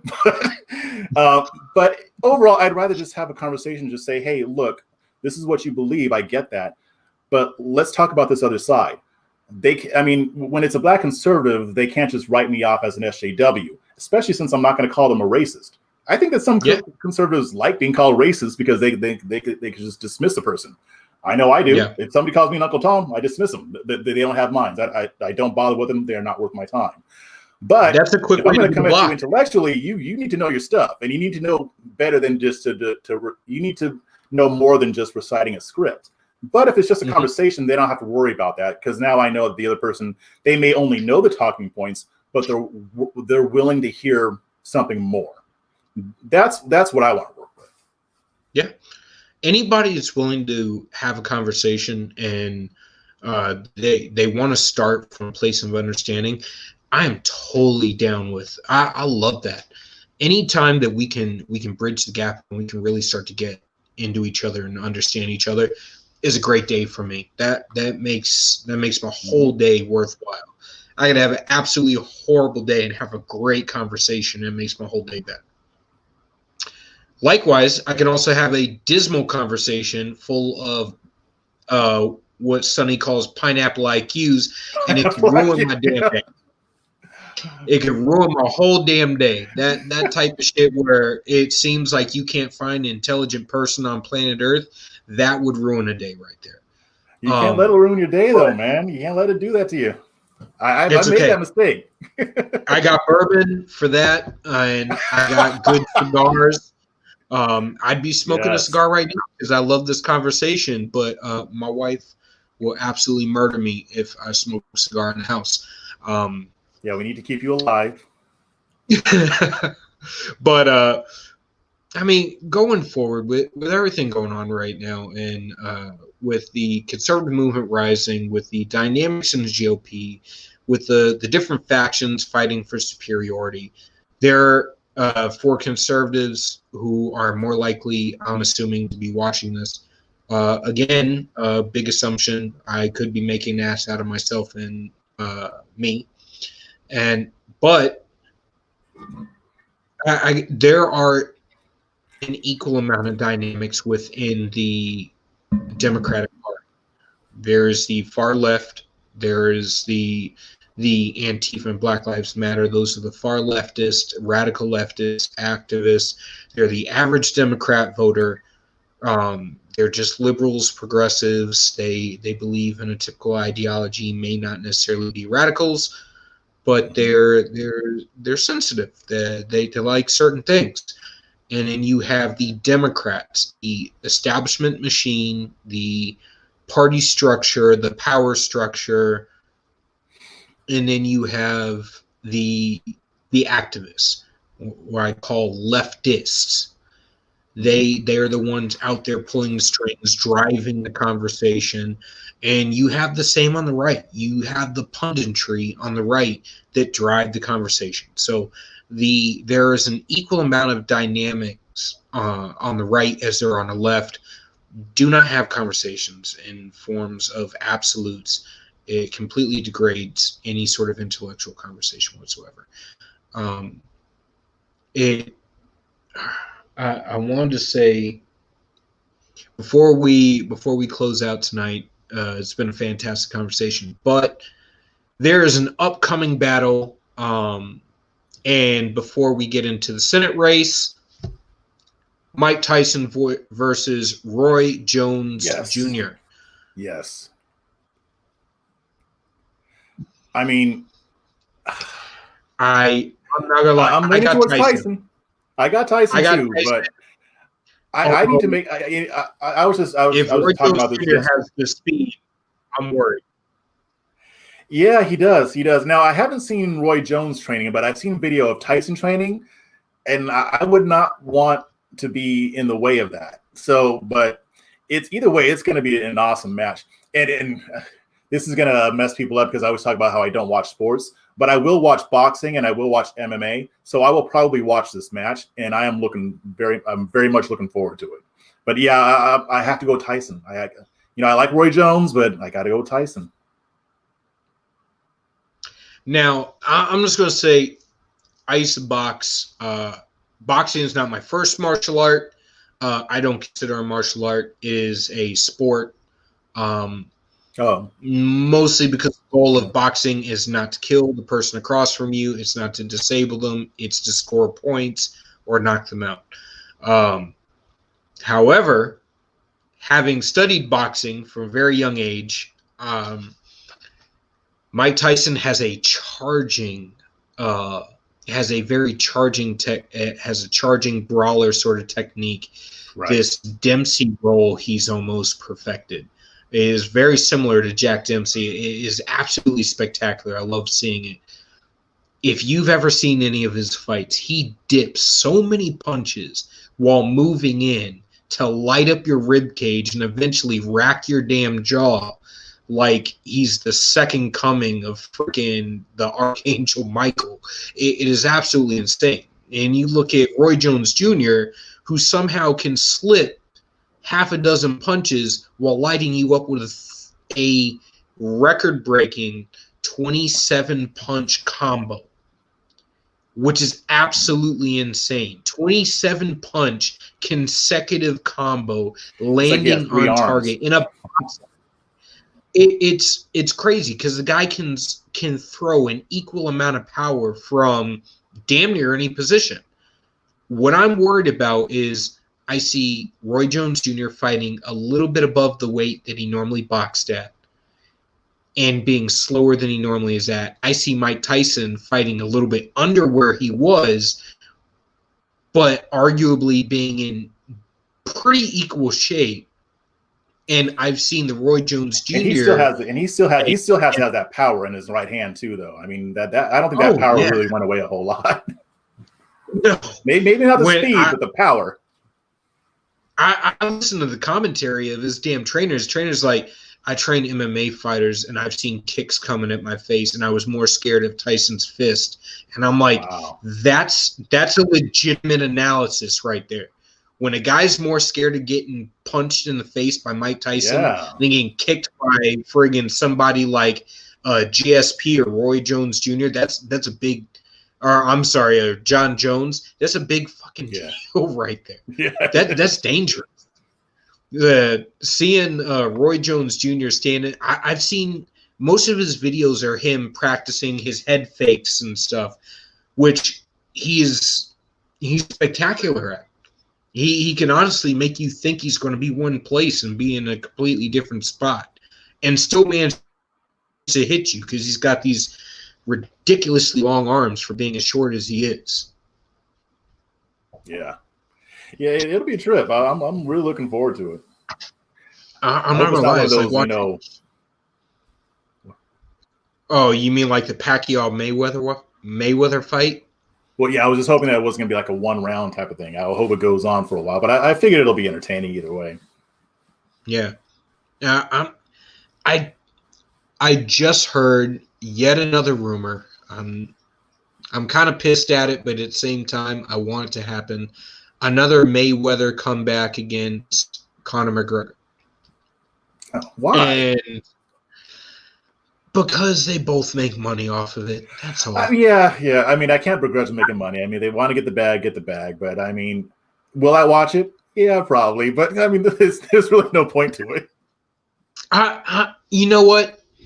As boxing not being my first martial art, my first skill, I see Conor McGregor, if his trainer actually did it right, as having a unique skill of being able to throw a punch from different positions than any boxer is normally able to see. And having different movements and rhythm than any boxer's ever faced. Yeah. Which is a great thing. Yeah, because he comes from a totally different world. Yeah. Exactly. For people that don't understand martial arts and boxing, boxers have a typical rhythm. If you're a certain type of boxer, you have a certain rhythm. You're an outside boxer. You lead with your jab and you follow up with a straight and then maybe a hook with your lead hand. But like Ali is the pattern of an outside boxer that everyone loves to follow. Yeah. When you look at MMA, you got Muay Thai fighters. They hold their arms up in front of them. They don't necessarily throw punches the way a normal boxer does, so it looks completely different. The feel is different. The rhythm, the flow comes different. It's a completely different look. And I was to say, my boxing coach tied my elbows together. And he's like, you come from a different background in martial arts. First thing we're going to do is you need to learn how to defend in a boxing ring. He tied my elbows together so my hands were literally right here. And he goes, survive 5 rounds without getting knocked out. Wow. Real old school guy. Friggin' just survive. Learn how to block, learn how to take hits and stuff like that. Tied my elbows together. I wasn't allowed to throw a punch. If Conor McGregor did some shit like that, I think it would be a completely different story. Because when I saw that fight, that first fight, he didn't do badly in the first. Say what? No. Yeah, he didn't do badly at all. He did good. He just didn't know how to defend. So when he took a hit, he hit straight on. When Mayweather took a hit, he took half a hit. And I think that's a big difference when it adds up. Yeah, and Mayweather is hard to hit too. Yeah, he is. He's arguably the best defensive boxer of all time. The only reason I think he took as many hits as he did is because it's just an awkward look seeing it coming from the way a MMA fighter throws a punch. Because they don't train traditional boxing. I've watched MMA fighters in the gym throw punches. And I'm like, that is ugly. It is so ugly. But when I was studying martial arts, I came from I learned each martial art individually, traditionally, without learning another martial art simultaneously. So when I threw a punch, it was a boxing punch. When I threw a kick, it was taekwondo. When I kneed somebody, it was kickboxing or friggin' Muay Thai. It was completely different. Nowadays, and the best example of that is like GSP or Lyoto Machida, which are fantastic fighters. Absolutely love watching them every time, especially Lyoto Machida. Make a freaking inside crescent kick look so pristine. Yeah. I mean, I don't know her, but I know GSP. Is he still around, by the way? He just had that last fight, and I don't think that's wow. I don't think that's a dude that ages. I swear. Yeah, I guess not. See, it's been a long time since I've watched it, but when I was watching it, he was there. The last thing I saw him was when he fought Johnny Hendricks, which I think Johnny Hendricks was robbed in that round in that match. Like they gave JSP the decision, but he did not dominate that fight at all. Like Johnny Hendricks dominated him. Not as much as I thought he would. I think there's this again a dynamic that most people don't seem to understand. When you're the incoming name or champion, because it happens in boxing and it happens in MMA, when you're the champ, to be able to win in a decision, it takes a decisive win. Right. I mean, you have to rule all 3 rounds. That's why I said the Mayweather-Pacquiao fight, if Pacquiao doesn't knock him out, he loses the fight. Right. And that's simply because it takes you can count on on your hands the amount of times that the incumbent champion has lost on a decision without it being a legitimate win every fucking round. Yeah, you're right. Yeah, that doesn't happen very often. I never thought about that. It's because that incumbent champion is not only a moneymaker, but there's a romance in the name. I just rewatched the last season of The Contender, which I'm not going to lie, I like it better than I like regular boxing matches. 5-round matches are shorter, which means you're going all out for 5 rounds, Right. and you end up with a completely different fighter in the ring. If a fighter's got technique, that technique shows in the first round, whereas you could watch a 12-round match and you could see pawing at each other like the heavyweight fighters. They paw at each other and they school around for 2 rounds, and then right around the 3rd round, 4th round, you start to get really into it where you start to throw heavy blows. And then by the 12th round, you're like, all right, you guys are both still standing. Can you guys hurry up, please? Yeah. Like, I'm all out of this bottle. I'm all out of this beer. I'm tired. It's 2 o'clock in the morning. Let's go. Yeah, let's wrap this up, please. Yeah. Somebody not get knocked out. Please hurry. But I'm not gonna lie. I'm looking forward to see Tyson Fury fight. Who said if Tyson wins this Roy Jones Jr. fight, he'd be willing to fight Tyson? From what I recently read, which is weird because that's not even a remotely similar matchup as far as weight, size, reach, or style. Like Tyson is for an average heavyweight is ridiculously short. Yeah. He doesn't have the reach. He's got an unparalleled ability to penetrate and land body shots, which I've seen Tyson Fury over the years. He's got a soft body. I don't think that would work out well for him. But at the same time, how many hits does Tyson take getting in on Tyson Fury? Yeah. Honestly, I think, and I'm not going to lie, I think Deontay Wilder was probably the biggest boxing mistake of all time. I'm going to say it right now. Yeah, I never saw the first match. I saw like the highlights of their second match. Oh, I watched Deontay Wilder through the years. I mean, seeing his first fight, his first championship fight, I was like, holy shit, God, this guy's right hand is freaking ridiculous. But all he has is a right hand. Yeah. Like, you watch him train in the gym, and he's got the most spectacular dexterity in the gym. His hands are going like lightning, and then he throws his right hand, and then he steps into a ring, and all he has is his right hand. And I'm like, what the? Do you have another punch? Do you have a jab? Yeah, you need more maybe a hook. Arsenal. Yeah, having just a right hand isn't enough. So, yeah. I don't know. But my last question for the night, before we close up, is I was just going to go say election fraud. And do you think the claims of the Trump campaign are valid? And do you think there's enough time to prove them if they are valid? And if they're not valid, what do the GOP and the Trump campaign need to do next?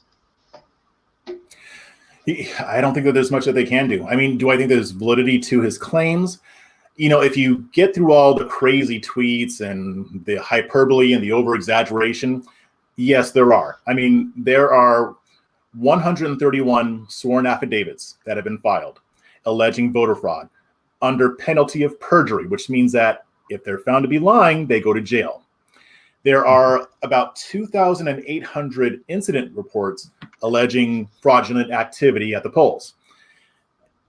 I know that people are saying that there's no voter fraud at all, but there's absolutely no way that anybody can convince me that every single one of these people are lying or wrong. So there has been voter fraud that has happened. However, I am not convinced that there is enough voter fraud or enough fraudulent votes to have given Biden the election.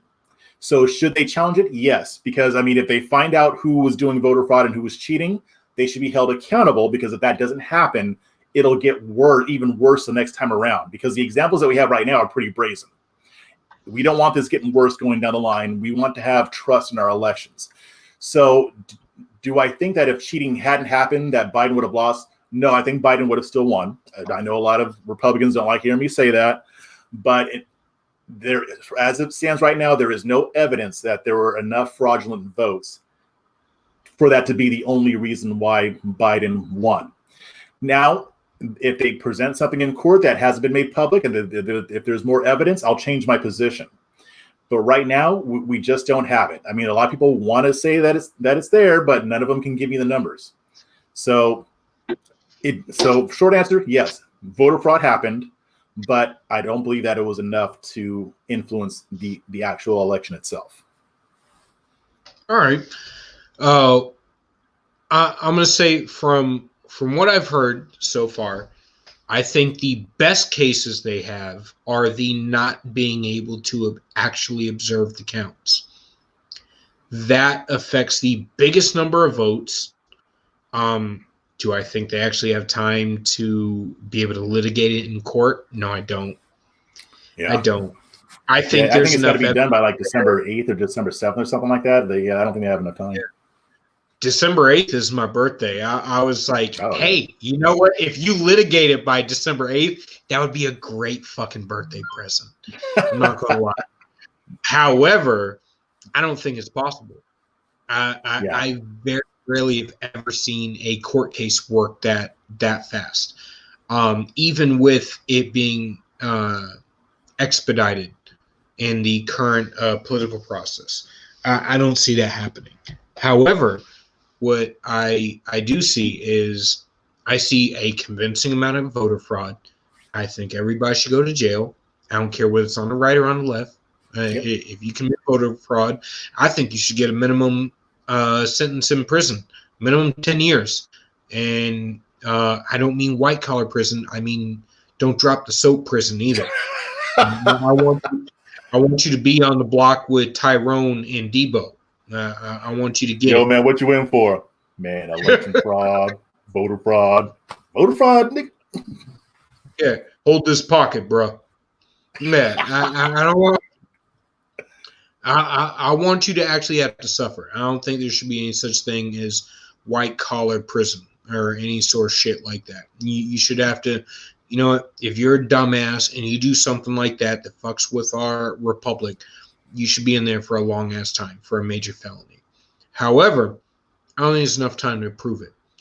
I think, yes, there's tons of voter fraud. I see tons of evidence of it. I don't think there's enough time to prove any of it and take it to court. And I highly doubt that any judge is going to want to make that the highlight of their career on the bench. Yeah, probably not. Even so, most judges are probably going to be like, at best, I'll pass it up to the next level. Worst case scenario, get the hell out of my court. I don't want anything to do with this. So, as far as conservatives go, hey, you know what? I'm conservative, constitutional and conservative. Voted for Trump twice. You might want to get used to saying President Joe Biden. And pray to God that you don't end up with President Kamala Harris. Yep. Well, and even more, pray that Republicans still hold the Senate. Yeah. Right now, it's looking like if the Republicans don't shape up, we might be looking at Stacey Abrams as the head of the DNC, looking at Kamala Harris as VP, soon to be president, and AOC as Speaker of the House. And Patrice Cullors running up their media campaign on all networks now that she just got friggin' booked by Warner Bros or something. I'm like, fuck, man, I'm trying to let my kids watch some damn TV, but every time I turn the damn TV on, it's something freaking insane. I'm like, I can't have them watching Schoolhouse Rock all damn day. Right. Although I will say this, thank you for Amazon Prime. They have old school shit like Heathcat and Garfield and freaking Darkwing Duck and DuckTales. My kids love that too. Yeah. I swear I was like up to here with the damn was it Bubble Guppies SpongeBob, and that SpongeBob is not allowed to be played in our house. That I Yeah. draw a line at that. I can't even stand the voice, but I think it's like Bubble Guppies and Paw Patrol and all these. I've seen so many reruns. I'm like, I can literally say every word in an episode without that's even awful. watching the damn screen. I got 3 young ones. I got a 9-year-old, a 5-year-old, and a 2-year-old, and it's at the point where I'm like, you know what? Go listen to the stuff that I used to watch when I was younger, like DuckTales and Darkwing Duck and Heathcat and Garfield and Top Cat or something. Like anything but anything that's on the TV right now. Yeah. Although I will say my son's into like the comic book movies, so I can mess with that for a while. That's good. Yeah, nothing wrong with that. All right. Well, we'll definitely have to do this again. I'm sure the issues will change within the next couple of weeks. 2020 has still got a lot left on the ticket, unfortunately. And who knows? Maybe an alien invasion in next episode. It's 2020. It could happen. I don't put anything off the table at this point. I mean, murder hornets and all sorts of weird shit. But it's good having you on, and I hope to talk to you soon. All right. All right. Awesome. All right. See ya. Everybody, check out Jeff on the Right on Twitter. And this is episode 2 of the Blue Collar Intellectual Podcast. Follow me on Twitter at Blue Collar Intellectual. Julian ACR on Twitter. Follow me on YouTube at Blue Collar Intellectual. And follow me on Facebook at Julian ACR. Good night. I am glad to have you here with us. I hope you all go back and check out the the rest of our content on the Blue Collar Intellectual podcast. I hope you look at the rest of our videos, and I hope you enjoy it. Please share it with your friends. Come back next time. We should be having another episode tomorrow. Good night.